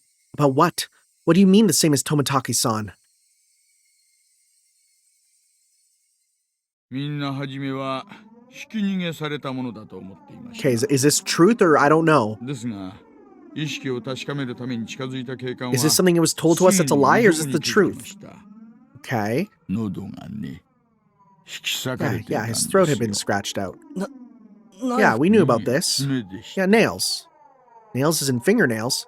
With those gouged through, yeah, that's right. Tomitaki-san had clawed his own throat with his own nails and died. There's no way someone could die like that. So then for that to 薬 happen... 物を疑いましたが、そういう類のものは検出できませんでした。 That's right. The police didn't find any drugs in Tomitaki-san's system. So yeah, then why are they doing it to me? 警察は富武さんの遺体から薬物は検出できなかったって言ったぞ。 What is that? Oh, that's the two of them laughed together with that sickening laughter. Of course they'd laugh. To assume that such a medicine didn't exist just because the police didn't know about it was completely foolish. Meaning the drug that caused Tomitaki-san to die in such a bizarre manner did exist? If Mion injected this into me, then that would probably be all the proof I needed. That would basically mean I'd end up the same as Tomitaki-san. Become hysterical, scratching at my throat in the last moments, then die. For such an outrageous drug to exist, for Mion to be holding it, and that I was about to be injected with it. At that moment, I did not feel there was any need whatsoever to question it. What kind of idiot, when he's trying to dodge a ball flying straight for his face, has time to think of a reason as to why it's flying at him? 観念しなって。んじゃ。 Mion's actions lacked any gravitas, and that made it even more terrifying. There was none of the ceremony like when someone is sentenced to death. There was no hesitation at all, as if she were brushing her teeth. Mion reached with one hand and grabbed onto my chest. Oh, right in the chest cavity is the worst!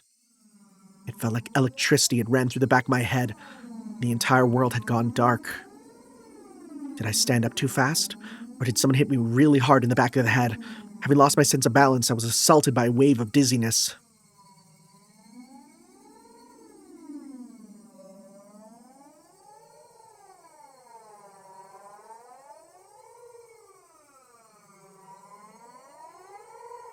Is this actually how it's gonna end? No. Maybe? Oh boy. Uh-huh. I squatted down for a bit. When I came back to my senses, my entire room had changed drastically. The numbness in my head was gone, and slowly, I could feel blood was flowing to my extremities again. How long had I been squatting here? How many minutes? Has it been hours? It was almost as if the hands of the clock had stopped moving the entire time my eyes were closed. Well, that's how little time had passed. Really? The air in the room wasn't filled with that madness from before, only a dull silence. Rena wasn't there pinning my arms, and Mion wasn't there about to inject me with a needle. No way. Could it be all of it was a hallucination? There was no other presence in the room besides my own. It was the weirdest experience I'd ever had. I was certainly with Rena and Mion. I doubted my sanity for a moment, but I was also seized with some sort of comfort. I guess the terrible ordeal was a hallucination. Neither Rena nor Mion, they wouldn't ever do something so terrible. My head grew hot. I could tell my emotions were welling up. Why? Well, that wasn't a reason to cry. Why? It was sorrow. Why was I sad? I don't understand. I don't understand. Kind to everyone, not discriminating against age or gender. Mion. That Mion was sprawled by the window in an unnatural pose. Oh no!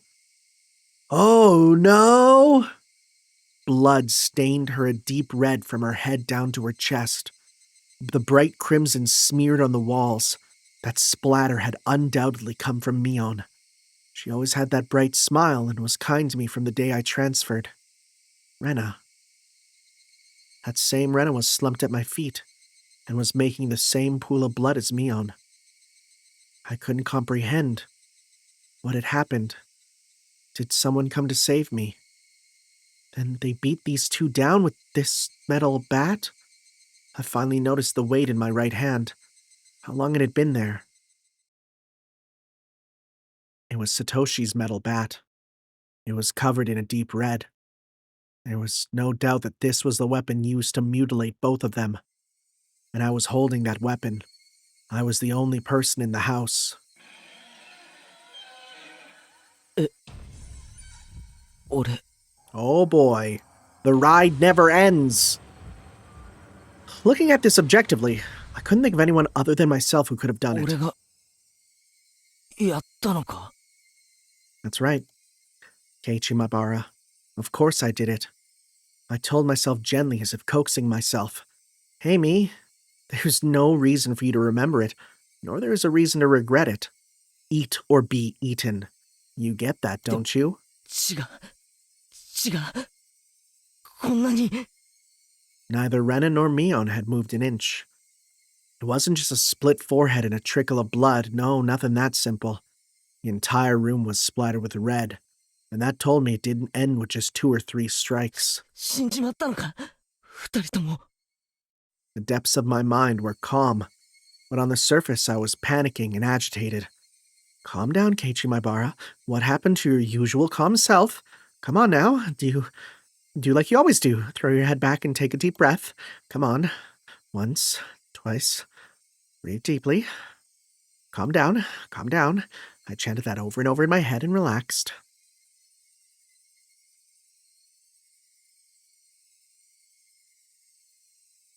Color came back to my vision and smells reinfused the air. At the same time, I remember what happened when I blacked out.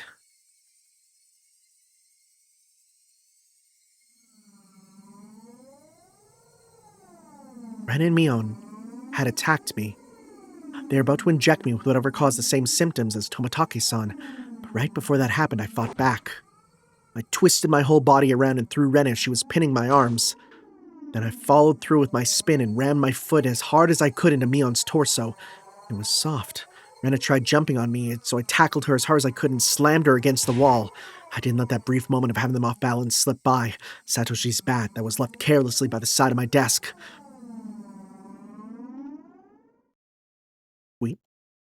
At that moment, everything went pitch black. There was nothing recorded past this point in the videotape of my mind. No, that wasn't right. It wasn't that there was nothing recorded. It was recorded just fine, just the... Okay, the fact there's capital O-M for other me? The other me inside myself had told me not to look and had turned off the TV. Just because the screen had gone black and couldn't see it didn't mean the videotape within me hadn't recorded it. The TV was just off. The video was still playing.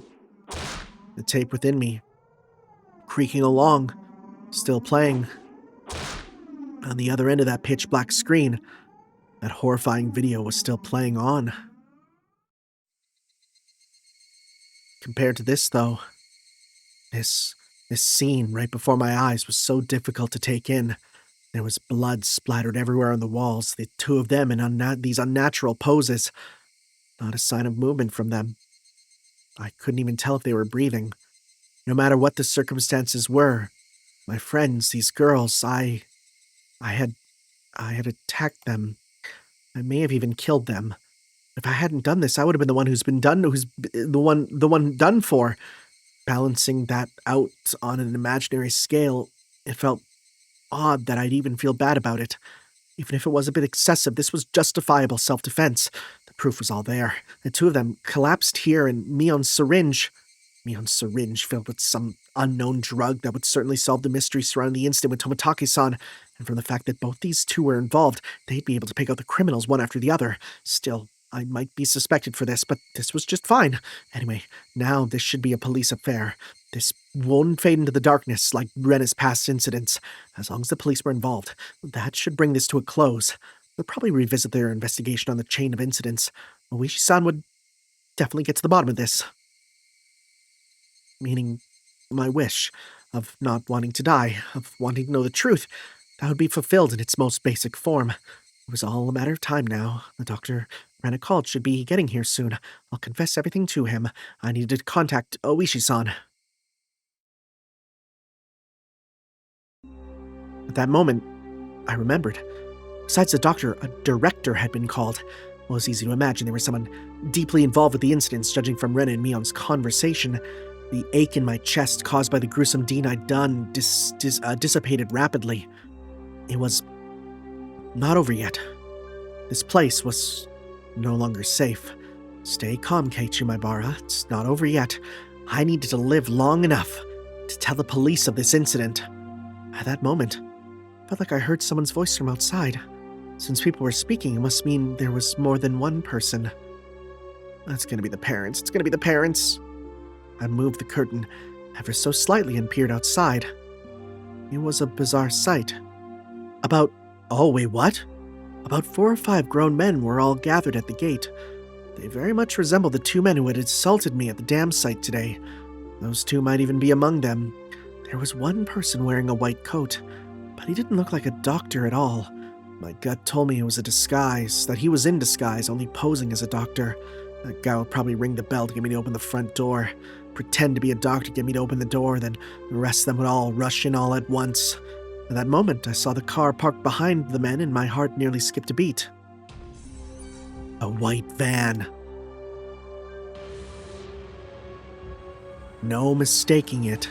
That van, the one that had tried to run me down, the man in the white coat entered the gate and headed towards the front door. The rest of the men hid in the bushes and watched him. I probably couldn't pretend that I wasn't home.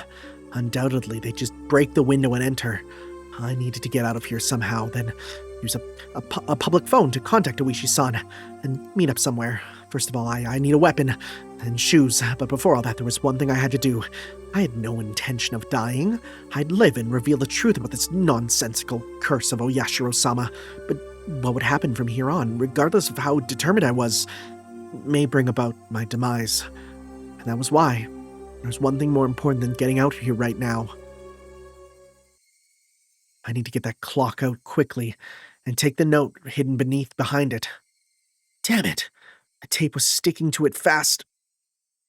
I'd be fine if it was torn a little. I opened up the slightly torn note and began writing another message with a ballpoint pen. If I wasn't able to inform Oishi-san, then the only thing I could rely on was this note. I'd never thought a piece of torn, college-ruled notebook paper could ever be this reliable before. I had no time. I'd only write what I knew right now. I need to leave some sort of information that would lead them to uncover the truth. Rena and Mion were conspirators of the perpetrators. This was an undeniable fact. I still didn't want to believe it, but it was a fact. Anyway, I'd leave all the information that would help them lead to finding the perpetrators. There are 4 or 5 adults, maybe more. They have a white van. This was everything I was able to see from the window. There may be more. Also, there was the unidentified person known as the director. To begin with, the term director didn't mesh with Hinamizawa at all. If they were going to include the directors from the past incidents, then the only one is the construction foreman, the victim from the first murder. The very first victim in the chain of incidents. Killed in a lynching, his body divided into 6 pieces. His right arm was never discovered. The police should have confirmed that death. But Rena and Mion did both call him director. They said director. They knew they wouldn't use that term to refer to someone who was dead. The police would never even conceive that someone who was deceased could be involved. Could that be some sort of oversight? I didn't know. But even if I did know, it could be a big hint for Oishi-san. That's right, they needed to start fresh from the first incident. It wasn't just a simple dismemberment, but the start of this string of mysterious deaths that would follow. So then, there must be something hidden there. Please reinvestigate the victim from the dismemberment incident. He's alive. His death should have been established after an autopsy. Logically, you would think as much, but was that really the case? Could have been some sort of ploy that they were able to deceive the police with? I shouldn't jump to conclusions, but he may still be alive. I had no time to ponder that right now. Oh yeah, there's something even more important I needed to write. Tomitaki-san's death was from an unknown drug. That's right, that drug. It was an irreplaceable piece of evidence. No doubt, just by having this, everything will be uncovered. I couldn't just leave that vital clue lying on the floor. This syringe is proof. Okay, here's what my thought is. He's going to pick it up, he's going to look at it, and it's going to be a pen. Or the pen he's writing this with, the ballpoint pen, is that. And that this is all him going crazy. And his craziness resulted in... I don't think they're going to die, but it's going to result in damage to them. Writing that down, I stuck the... Never mind, it is a syringe. I stuck this syringe onto the back of the clock with plenty of tape, so it absolutely would not slip out and fall to the floor, firmly. Firmly. The bell rang. They were here. I couldn't write any more, but even still, there was one last thing I had to write. I have no idea why it has become like this. It's maybe the closest thing to the truth out of everything I wrote on this note. If you are reading this, then I'm probably already dead. Though you may or may not find my body. I was going to write out everything that could happen, either dying from this curse or being demoned away. You who are reading this, please uncover the truth. That is my only desire. With this, my last will and testament was complete. Wasn't certain that I was going to die. It was my final plea, just in case. I folded the note, stuck it back onto the back of the clock, and returned the clock to its usual spot. I couldn't help but pray. Oishi-san, if something happens to me, I leave the rest to you. After that, I gazed down silently at Rena and Mion. This was probably the last time we'd ever see each other. Rena, Mion.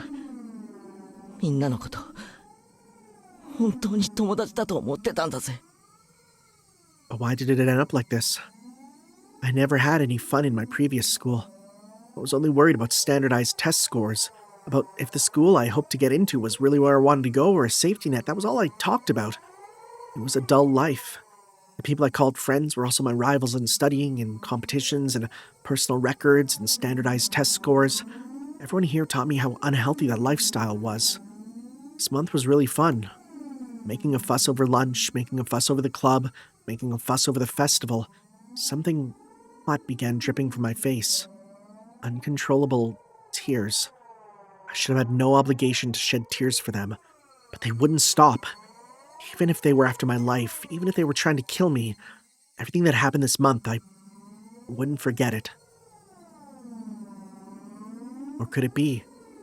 Those happy days were all a facade as well. Was it all a trap? Meticulously orchestrated up till today to ensnare me? Could it have been that I just arbitrarily assumed they were my friends? That couldn't have been the case. Both Rena and Mion, they really were my friends. Those happy days, there was nothing fake or unclear about them. Someone probably forced them to try to kill me. Or their minds were taken over, possessed by the supernatural entity known as Oyashiro-sama. Regardless, both Rena and Mion, they were the best friends ever, and when they were coming after me, it wasn't of their own volition. But they weren't the kind of people to sell off their friends, no matter what means were employed to force them out. And there was no way such a thing as being possessed by Oyashiro-sama could happen in reality. Then did the real Rena and Mion come after me? What was I thinking? What a silly, dumb idea. After having been beaten down both Rena and Mion, I was still debating if they were the real ones or fake ones. There was no real or fake. Only the reality that was before me. Rena and Mion were sprawled out at my feet. That was the only truth. I was only trying to twist the facts to my benefit that I had beaten my friends to death. No matter how I spun it, it wouldn't change reality. Rena and Mion were both dead. I felt like there was a crack in the dam of strange emotions I was holding back. I felt like my calm state, which was nothing more than a bluff, had receded, and in that opening, insanity was leaking out. I killed them. Rena and Mion, I killed them. The doorbell rang again. The unrelenting echo pulled me back into a state of composure once again. I didn't have a moment to spare. Quickly, I needed to get away. I didn't want to die. I would uncover everything after that. The identity of whatever had pushed me this far. Even if I had to drink mud and eat grass, I would survive. I would survive. I would definitely survive. I killed Rena for that very reason. I also killed Mion. I went that far just to keep living, so I can't die. For my sake and for the sake of the late Rena and Mion, I have to survive. I ran towards the door and grabbed my shoes. The doorbell rang again as if to urge me on. Behind this single solitary door, they were there. Keeping quiet, I headed towards the kitchen, headed towards the back door. Before opening the back door, I put my ear to it and checked for people outside. No one? After I put on my shoes, I opened the door slowly so as not to make a sound. Oh boy. A piercing voice echoed out. That voice stabbed through me, setting my hair on end. I had to run. Get out of here, Keiichi. One after the other, I felt stuff like rationale and intelligence, those things you use when you have time to spare, spill out of me. I didn't feel any pain from the branches scratching my arms and forehead. My autonomously pulsing heart also felt neither fatigue nor pain. My entire being just wished to live. There was nothing else it desired. It probably had no complaints whatsoever, so of course I wouldn't feel fatigue. I just ran, just recklessly rushing in the direction I was already heading. Even if nobody was chasing after me, I'd still be running like this. There wasn't a thought in my mind about where I was headed. Turning around, I felt a presence right next to me. That presence was, without a doubt, chasing me like my shadow. If I took even one misstep, I'd be devoured. It's kind of like the shadow, the galactic Mario levels in Mario Galaxy, you know? That's what I thought. So I didn't turn around. I didn't stop. I ran at full speed.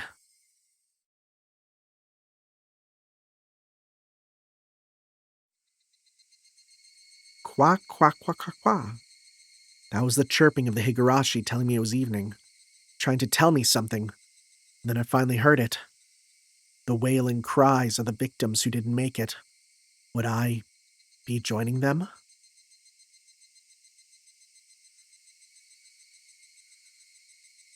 Only the Higurashi knew. They knew everything. They definitely knew. So I ran towards where I could hear more of the Higurashi's chirps. The farther I ran, the farther away their chirping became. I couldn't get near them. Why are you all running away? Was it my fault? Was I the one to blame? Then I'll apologize. I'm sorry. I'm sorry. I'm sorry. I'm sorry. I'm sorry. I'm sorry. I'm sorry. I felt that only the Higurashi knew. Oh my god, we're still going. This is the longest chapter. It makes sense, it's the finale, but oh man. Okay. Where are we going? Chased by shadows, run from the truth of your crimes. Okay, I'm guessing we're with Oishi-san again. The smoking room was filled with a cloud of cigarette smoke. The expensive smoke filter gave off some crackling electrical noise, but it didn't seem like it was doing anything at all. Why do smokers have to be shoved so far down this corridor where the sun didn't even reach? I recalled hearing that the tax revenue from tobacco was about 1/10 of the municipality's revenue. Well, that's probably why there's so many laws protecting smokers, huh? We are the most heavily taxed members of this municipality, so I really wish they'd show us a little more respect. Oh god, wait, are they playing, that'd be shogi, right? Let's see. One of the younger detectives... Oh, mahjong, never mind. One of the younger detectives was having a staring contest with the mahjong magazine called Next Turn. I've played, mahjong, but like Chinese style, which is different from what they probably... I think what they play in Japan. I also use totally different words. クマちゃん、川を見てください。ウーマンは全員切ってますから、安牌なんですよ。終盤で K 点に走った誰かがダマで待ってたら嫌でしょ。The kid let out another groan, put out his cigarette, then took out another one. 納得いかないっすね。わざわざ自分で当たり牌減らすなんて。ちなみに、最低で当たり牌出しても論しちゃダメです。So here's the problem. There's no way I don't know. Like, if they're doing like metaphors for the story with mahjong, then I'm not getting these. I'm not. I played it, but I'm not getting it. どうしてですか? Just then I heard a voice coming from down the 大 hall. 石さん、いますか？一般の方から凱旋です。ありゃ、こりゃどうも。それじゃ、ちょいと失礼。どうして論しちゃダメなんすか？ああ、待ってくださいよ、大石さん。 The man sitting in the seat Oishi-san was heading towards waved at the telephone 凱 receiver. 旋です。講習から。ああ、どうもすいません。お待たせしました。大石です。もしもし。大石さんですか？もしもし。前原さんじゃありませんか。どうもどうも、こんにちは。From the tone of my Barakun''s voice, I already knew he was in a predicament. This was the first time my Barakun had phoned me, and he was calling from a 落ち着い payphone. てください。何がありました？His voice was erratic over the line. He completely lost his sense of composure. After checking that nobody else could hear, I prompted him in a hushed tone. 何があったんです？ Those aren't good noises. 落ち着いて前原さん。今そこに近場の警官を行かせます。私もすぐそっちに行きますよ。多分無理です。 His voice was quivering and hoarse.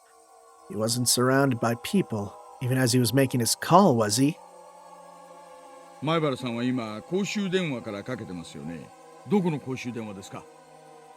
There were no other sounds besides my Barakun's voice. It had to be a phone booth. I scratched out a note and thrust at my colleague sitting across from me. Inamizawa phone booth. He understood quickly and hastily started on the internal lines.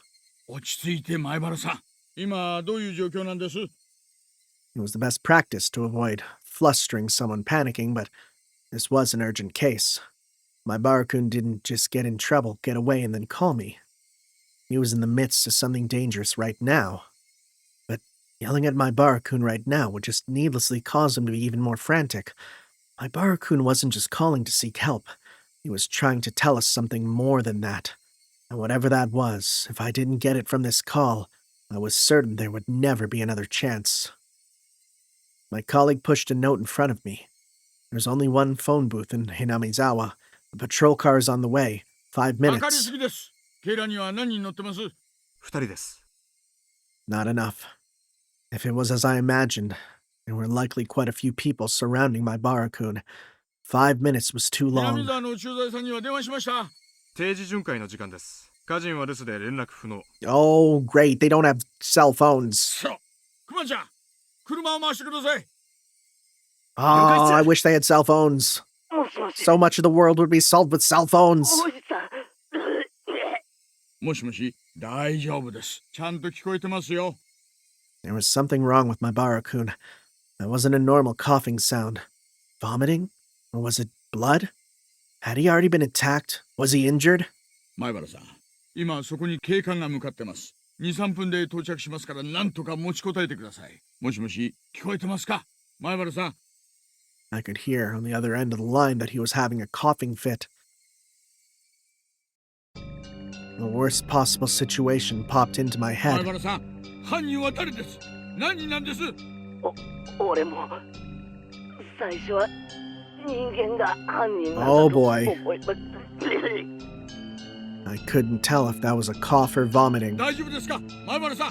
犯人は人間なんだって。お社様のたたりなんかないんだって。ついさっきまでだけど、やっぱり。 It was an intense bout of coughing, then vomiting. やっぱりお社様ってのは、います今。前原さん、どうか落ち着いて。なんかさっきからおかしいと思ってたんです。ずーっとつけてくるんですよ。走っても走っても走っても走っても影みたいにぴったりくっついて、だけど少しずつ俺の背中ににじり寄ってくるんです。前原さん、そいつは今ひょっとして前原さんの後ろに？後ろにすぐ I feel like there was better words you could have chose, お buddy. 願いです前原さん。怖いのはわかります。ですがあなたの後ろに誰がいるんです？振り向けるわけないじゃないですか。振り向いたら俺怖いのはわかります。でも教えてほしい。ちょっと振り返るだけでいいんです。前原さんの後ろに誰がいるんです？ Right after I said that, I could hear him vomiting intensely. What followed was a nightmarish sound. 前原さん、あんたまさか喉を引っかいてたりはしないでしょうね。 There was no answer, but I could hear something like scratching. There was a bang, as if something was being hit. My Barakun had probably dropped the receiver. I could hear groaning and vomiting over on the other end, and a repeating, abnormal noise. もしもし、もしもし、前原さん、もしもーし。 I knew how far away my voice would sound on the other end, but I couldn't help but shout. At that moment, I heard whispering coming from the other end. I couldn't tell what he was saying. It's gonna be, I'm sorry. It's gonna be, I'm sorry. And the way he was saying it, was he talking to himself? Was he talking to someone else there? もしもし、前原さん。 Rather than whispering, it was some kind of mantra he was chanting over and over. I focused my senses, trying to pick up what he was saying. What was he repeating? What exactly? Oh, suddenly, the line went dead. Did he use up his time? It was because it was a payphone. It was because it cut out so abruptly. The last thing he said came out so clearly in my mind. おいさん、車は OK っす。おいさん。ごめんなさい。 Yep, おいさん。 that's what he was repeating over and over. He said, I'm sorry. I had a gut feeling. There was no longer a need to hurry. I could hear the chirp of the Higurashi spilling in from the open window. I should have been able to hear them this entire time. I just wasn't paying any attention. Why did I focus on them all of a sudden? Were they trying to tell me something? Only the Higurashi knew. That's how I felt. Well, oh no, there's more. Okay, I was waiting for credits. June 1983 in Hanamizawa. This is someone typing away. A remote village near Shishibone City. There was a murder involving 2 female students. Oh my god, are they actually dead? The suspect is Keiichi Maebara, aged 1 blank. Now that's interesting. The suspect called over his 2 female classmates, Rena Ryugu, Mio and Sonozaki, to his house and beat them to death with a metal bat. Now, I don't think this story is real. I think no, because this is not how it happened. The scene of the crime was the suspect's room on the 2nd floor of his house. The inside of his room was covered with a significant quantity of splattered blood, and there were signs of a struggle with the victims. In addition to the scene of the crime, the entryway, living room, and kitchen all had traces of a struggle. At the entryway, the shoe rack and wall had evidence of being impacted by strong blunt force. It is believed to have been the same bat as the murder weapon. Having no trace of blood, it is believed the destruction occurred before the murders. There is the possibility the suspect overpowered his victims to keep them from fleeing. In the living room, the rug had been pulled back, then thrown aside. Wait, this is new. It's hard to believe that this has a connection to the struggle with the victims, and thus the reason for this remains unknown. Okay, that didn't happen. So what was that about? In the kitchen, the garbage bag was torn apart and its contents were spread out on the floor. Yep, we did that. Garbage was strewn about in the surrounding area, and the handprints believed belonged to the victim were discovered. It is believed the suspect had, for some reason, taken out the garbage and struck it with his fists. The reason for this remains unknown. In addition, there was a note stuck to the fridge. The words, "Was there a needle?" were written on it. The meaning behind this remains unclear. Just in case, the garbage was searched, but a needle was not discovered. God, if there was no needle. Though the garage door was functional, it had been left open ever since the suspect moved in. The garage door was found closed. The suspect's fingerprints were discovered on the garage door. The reason behind this remains unknown. The suspect fled the scene of the crime. However, a patrolling officer, Hinamizawa Local PD, found the suspect collapsed inside a phone booth. At the time of the discovery, the suspect was unconscious in critical condition. He rushed to the local hospital for treatment, but did not regain consciousness and died 24 hours later. Okay, so yeah, he is dead. The results of the autopsy indicate the immediate cause of death to be hypovolemic shock. It was determined the victim had clawed at his own throat with his fingernails. The resulting bleeding caused his death. With a similarity to the death of Tomitake-san the prior week, the police believe there to be a connection and have opened an investigation. However, due to the wishes of local authorities, it will be a confidential investigation. Due to the abnormal nature of his death, it was suspected that drugs were involved, but as with Tomitake-san, no traces were discovered. What prompted all this remains inexplicable. As such, this case is being treated as an act committed on impulse. However, with several accounts of the suspect's bizarre behavior leading up to the incident, it's possible that this was premeditated.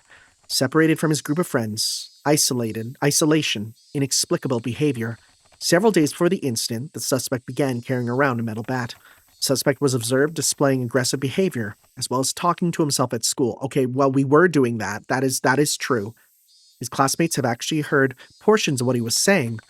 2 days before the incident, the suspect declared to his parents the possibility of his death.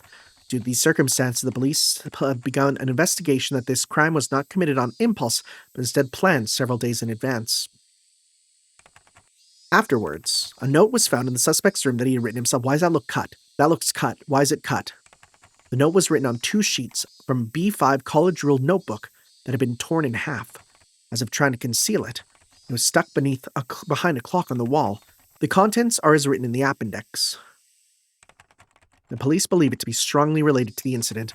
The police changed the line of investigation based on the possibility that the suspect was involved in some sort of incident himself. However, no further clues were found, casting doubt on the credibility of the note. Was the crime impulsive or premeditated? With the situation unclear and no further developments, the case has been labeled unresolved. However, the following year, suspicion arose regarding the nature of that note. The note was, right? That's what I'm thinking. The note was not written on 2 halves of B5 paper from 2 separate sheets, but was originally a single sheet of B5 paper. In order to erase several lines from the middle, someone had tore them out. Judging from the size of the letters, the missing section is estimated to be 2 to 3 lines. It is highly probable that this person who eliminated the lines in questions is not the suspect. In addition, judging from large traces of cellophane tape being stuck to the back of the clock, speculation that, there's no needle. Speculation that something other than the note was stuck there has arisen. The person who first discovered the crime was a detective, rumored to have a connection with the incident. Kuraudo Oishi. Okay, so yeah, this is not Oishi writing this. He underwent voluntary questioning, but denies involvement in any damages to the note. The suspect's note. So this is, again, we need to think about what was taken out. I, Keiichi Maibara, am in fear for my life. I did not know why they are after my life. The only thing I know is that it has something to do with Oyashiro-sama's curse. Rena and Mion are conspirators of the perpetrators. Okay, so that's still there. There are 4 or 5 adults, maybe more. They have a white van. It's all on the first sheet. The section below has been ripped out. And what's on the bottom then? It's from the second sheet. The section above has been ripped out. I have no idea why it's become like this. If you are reading this, then I'm probably already dead. Whoa, what was there then? I forget. Though you may or may not find the body. You who are reading this, please uncover the truth. That is my only desire. Keiichi Maibara. What section was written out? I can't even remember. I need to see. You know what? For like a chapter 1, that's a real strong title drop section, man. That's really good. Wait, a new scenario, all cast review session. Wait, what's this? There's an extra thing? Okay, cool. I wonder what that is. Complete Onikakushi. So, okay, couple things before we finish this off that I do want to do. One, I do want to see what this review session is. Is this going to basically be Tiger Dojo? What are we doing? I want to see this. I bet you that's what this is. Yeah, this. Okay. Yeah, okay. I did buy it on Steam. It's kind of nice to actually be able to say, like, I did buy it. Yeah.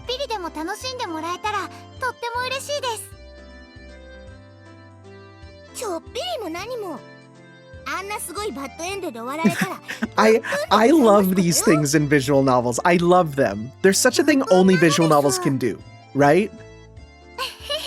今回の鬼隠しは全体の謎に挑む人たちが最初に通るお話。 Yeah. だから実質上のプロローグの位置づけなんだ That's ね。 crazy that this is the prologue.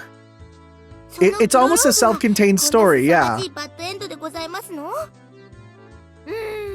でもそういうのってあるじゃん。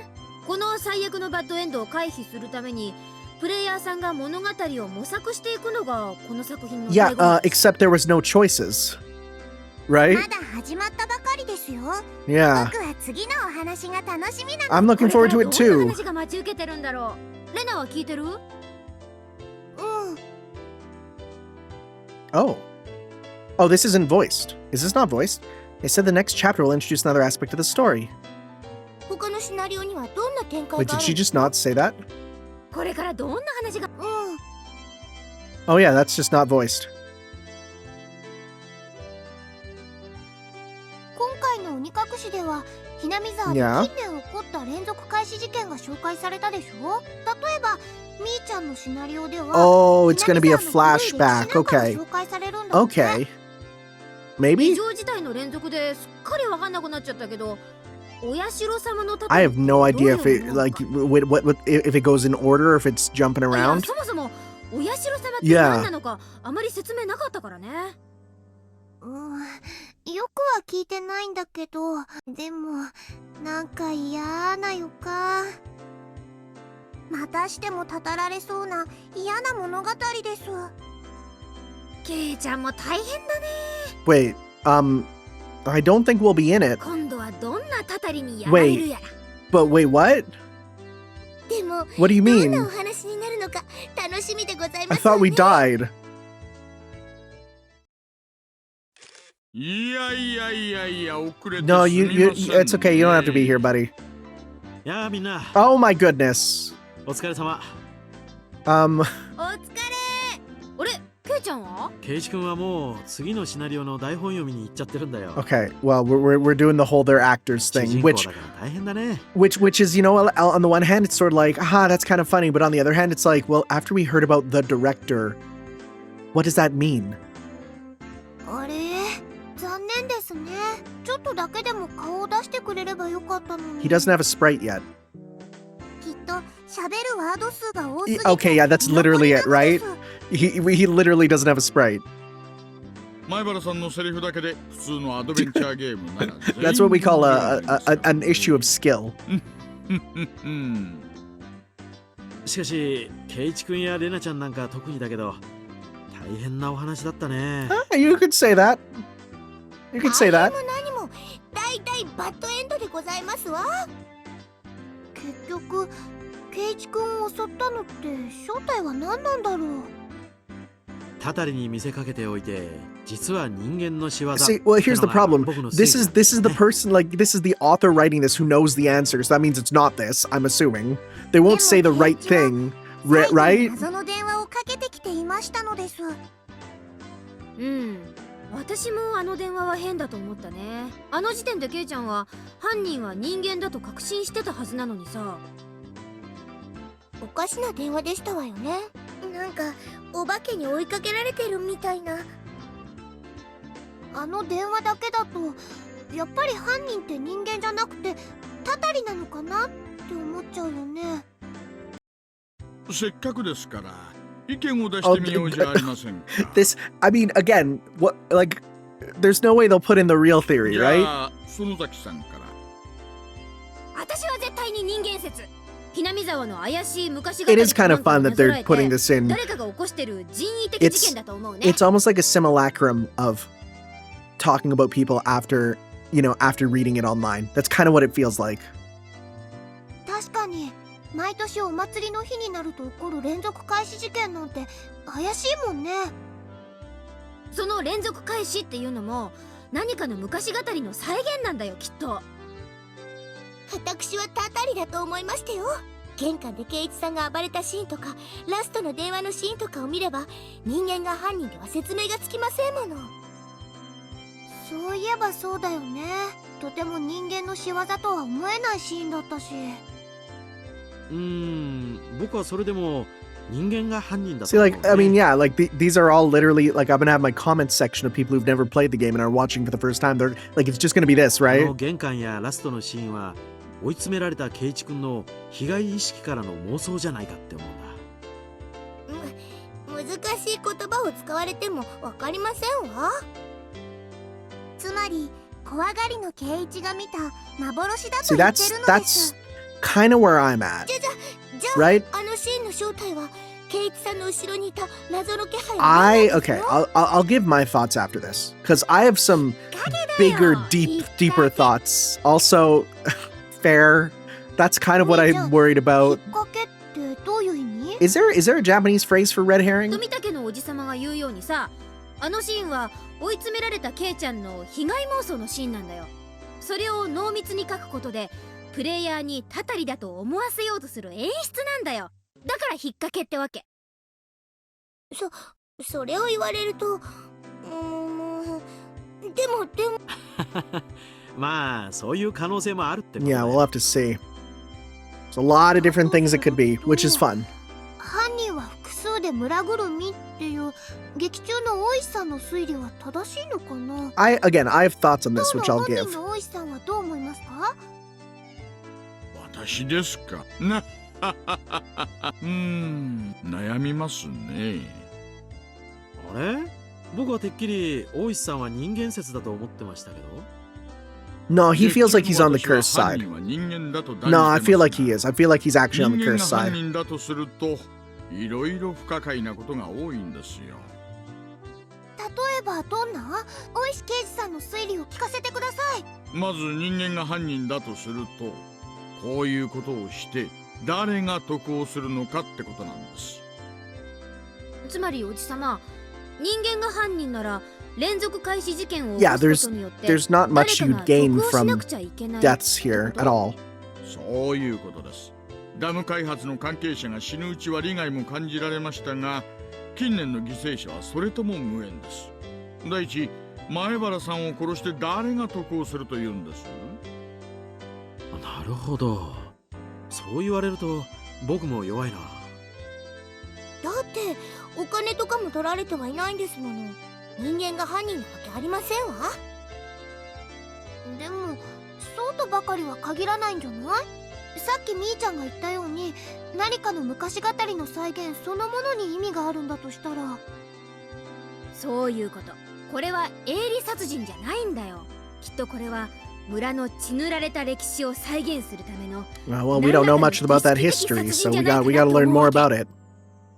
では聞きますですが、それを Yeah. 再現すると誰か得をする I の mean, で maybe す just か？ the fear of keeping people out of the village, but 得をするんじゃなくてもっと心理的なもの。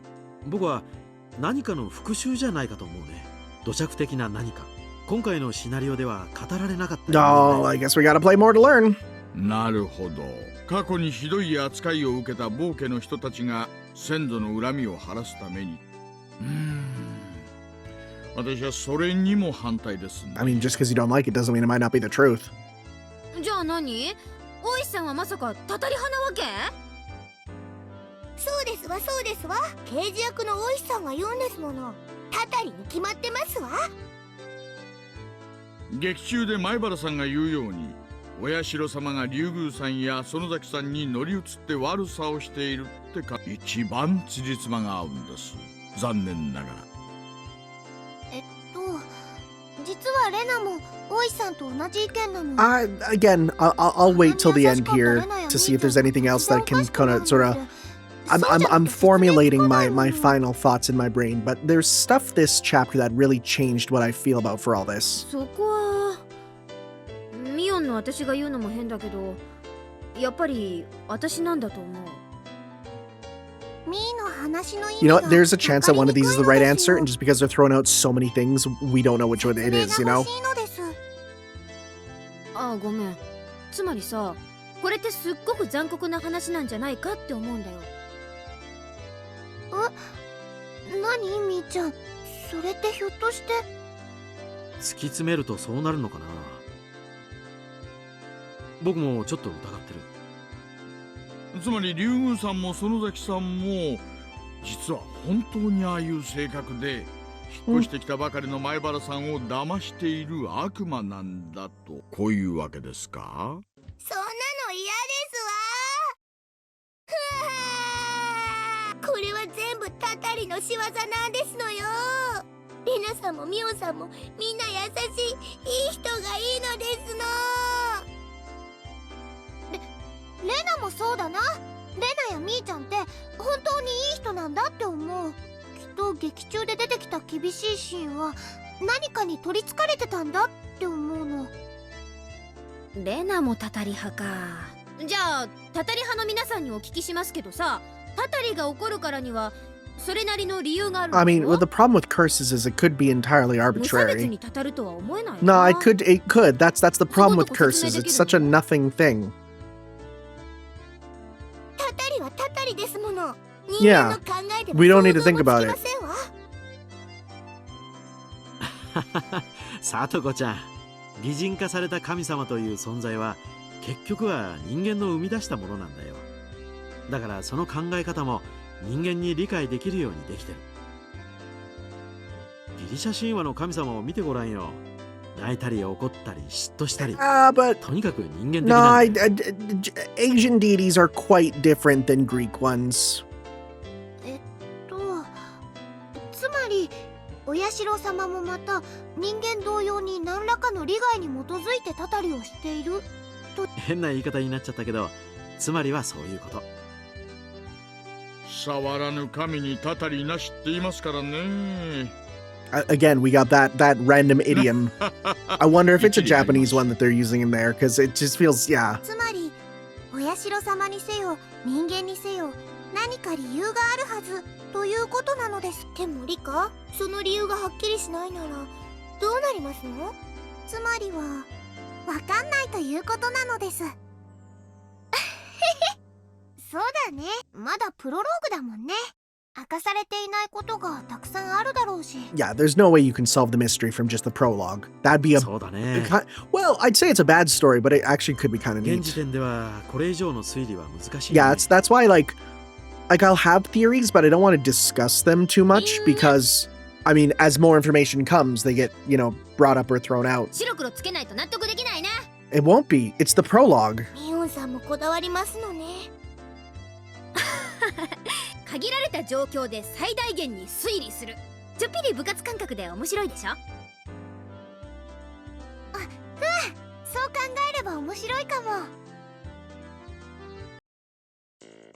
じゃあ整理してみましょう。Okay, yeah, let's summarize so far. 私はたたり派です。 Okay. 富武さんは人間派でしたよね。ええ、僕は人間が犯人ってこと Okay, we でい got きます。 curse people, 私も人間犯人説。 people. もちろんタタリというファンタジーは嫌いじゃないよ。だけど今回の事件に限っては Okay. タタリの線は薄いね。人間派が2人出ま Two for した。 people. ペグさんはたたり派でしたよね。 You got another for curse. レナとサトコちゃんはタタリ派ですね。ええ、タタリ派ですわよ。レナさんやミオンさんのことを悪魔みたいに言う人の方がよっぽどタタリに会うべきですの。Mm-hmm. そりゃあまあ私も自分のキャラがそんな悪魔みたいなやつだとは思いたくないけどさ、部活モードの時にはクールでなきゃ。 Okay. 感情論だけで選ぶと大やけどするよ。まあまあ、どっちを選んだっていいじゃないですか。あれ、リカちゃんがまだだね。どっちだと思う？僕はお社様が悪い神様だとは思わないです You よ。 would say that being the shrine maiden あ girl. れ、面白い意見だね。たたってばかりの悪い神様なら祀るのは嫌なのです。僕はたたるよりご利益のある神様の方が好きなのですよ。そっか、リカちゃんって巫女さんをやってるんだよね。うん、いい意見。じゃあ何？リカちゃんはお社様じゃないって思うならやっぱ犯人は人間って思うわけ？そういうことにしますのです。ありゃまあ、票がざっくり分かれましたね。 Right down the middle, た yep. たり派と人間派で半々ですか。 I'm wondering what you guys think. Obvious if you know the answer. Shut up, but Oh, it's not voice. Rena-chan, just for reference, what did the test... Okay, this is interesting. What did the test players who played the beta version think? Wait, this is interesting. This is not in the original. Yeah, there were a lot of players who believed in the people explanation. See, right there. Our veteran comrades are cool, collected, and very observant. But the beta version only finished partway through the story. That's right. Even the people who played the beta might have changed their minds if they got through to the very end. I like that. I like that that's included, こ actually. れじゃ意見は半々。決着がつかなくて面白くないよね。裁判官が奇数なのはつまりそういうことだからね。 Are they gonna say you the あと player? 一人意見が欲しいな。 Oh, ならちょうどいいかな。ケイチ君本人に聞いてみる is this gonna give us the only choice of the game? たたり殺された本人の意見は貴重ですよ。そうと決まれば早速電話ですわ。Alright, let's see. もしもしケイチ君、レナです。今お仕事お忙しいですか？ああ、忙しいぞ。シナリオが1本終わって一休みって思ってたら、すぐに次 The- のシナリオだもんな。 The fact that he's seemingly back, they're saying, is very confusing and very intriguing. 忙しいって？拗ねてる。聞こえてるぞ、こら。お前ら打ち上げ会でいいよな。俺も出たかった。収録の残りゼリフ数で僕たちの It's literally you just don't have a sprite. I mean, he probably will in the later chapters, but not now, of course. あの量でそれは不可能ですわ。あ、それでごめんねケイチ君。今回のシナリオでね、ケイチ君、死んじゃ Yeah, ったじゃんね。 thank you for asking this. 犯人は誰だろうねってそういう話をしてるの。つまりさ、ケイちゃんを殺したのは人間かお社様のたたりかってことで意見が分かれちゃってるのよ。本当にごめんね。台本読みで忙しいところ。ケイチ君はどっちだと思うかな？そんなの決まってんじゃないか。どっち？ Will it be a choice?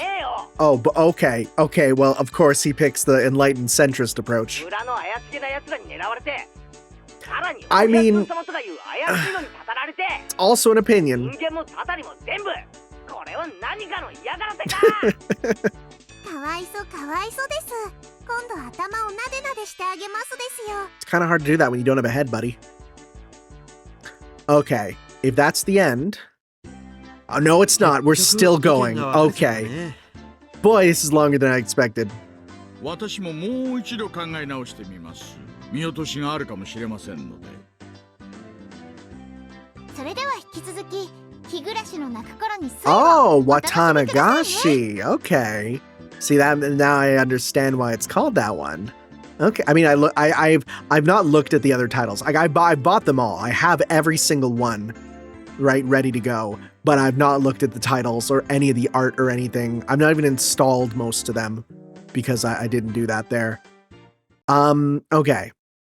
So let me give my opinion for what I think it is. Okay, Onikakushi party. Okay, is there going to be an after party for each of them? That'd be fun. So here's my thought. When I heard the director, my brain went to the idea of, is this a... And now hold on with me here. And again, don't tell me if I'm right or I'm wrong. I feel like this is a medical village. Specifically a village for people who have problems, right? People who have something going on that makes them act out or act up or something, right? We have Rena who has bipolar disorder, right? Mion, we know that she's like got in trouble, so maybe like oppositional defiance, right? Satoko could also be some sort of oppositional defiance. Rika, we don't know, right? But my thought is something went wrong with the simulation, like a Truman Show type thing, right? And those adults there, are those the workers?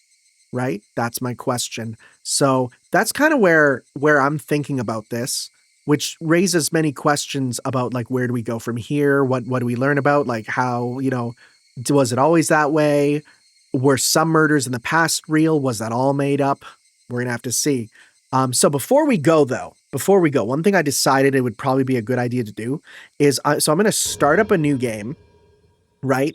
And then what I'm going to do is I'm going to open up the menu, right? I'm going to go start here. And I'm going to actually put on the CG art. Right? Also starts with the forgiving. Well, that's interesting. Right? Okay. So I want to start with this. And so I'm going to go with, let's go to settings. Let's go to mod menu. We're going to go with graphics and we're going to go show console CGs, right? We're going to go, is there anything else here that we need to kind of play around with? Original, I mean, I kind of like that there. Okay. Yeah, let's do this. And I'm just going to fast forward until we see a CG art and so that we can see them all, right? And see what they all look like. So I'll see you all in a second when we get to our CG art.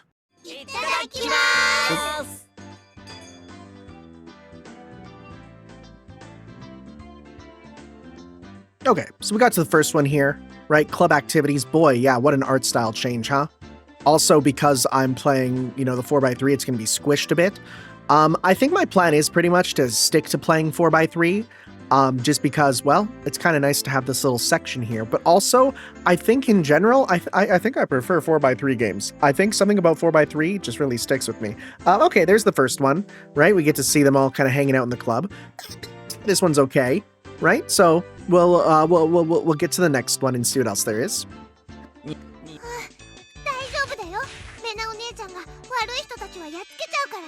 All right, that one came out of nowhere. That one was fast. It was the punch one there. Okay, all right, sure. Right, when she gets punchy, sure. I forgot about that. Okay, well, yeah, that's one there.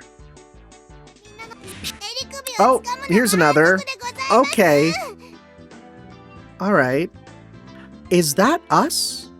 Is that meant to be us? Okay, that's the first time I'm actually seeing what he looks like. Huh. Okay. I don't mind the chibi stuff, but I don't know. It's a different chibi than the original art, which again, I think just for a like a keeping the tone sort of thing. I think I prefer just no CG art, but we'll see. When we get to some of the scarier stuff, that's when things are going to be interesting. あれも確かお社様のたたり。 Okay, so there hasn't been CG art for a good while, all the way up to after the Watanagashi, and we get one here of just the two of them, which, I mean, yeah, that's them, right? This probably looks so much better in widescreen because they're not squished, but that's fine. Okay, I don't have anything to say other than, boy, your design changes every time you're in a different art style, huh? All right. 嘘だろ。俺に。Oh. Okay. Oh boy, actually this is a strong one. Whoa, this is a strong one. Wait, I like this one.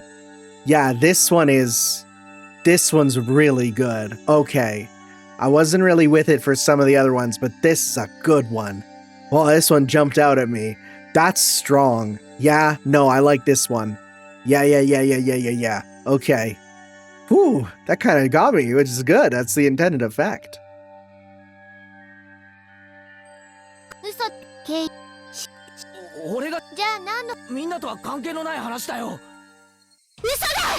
And that works. You know what, I'm gonna be real? I think it works better. The lies works better when it's not CG. I do. I mean, I think this would have still got me, but I think just the sprite changing for the first time is scarier than new CG art for the first time, At least personally speaking. But that's still, it's still a good one.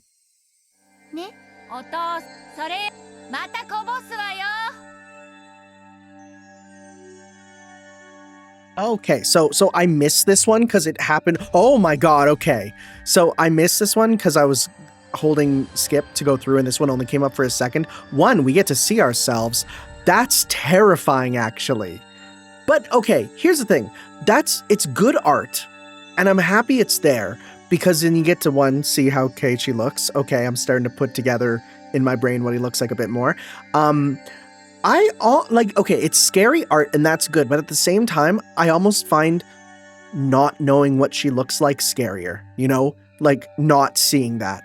I actually would say that that's something they could have not done art for, right? Or maybe use it for a flashback. I think it's more effective without having it here. At least me personally. Okay, I gotta be careful because some of these only come up for a short period of time. I gotta use quick save more, so let's see more art. そうだね。明日学校休んじゃ Okay. 嫌 Yeah, だよ。 there's the eye in the doorway. Again, I'm kind of of the opinion where, I don't know, I find the implied scarier than the actual for this, personally.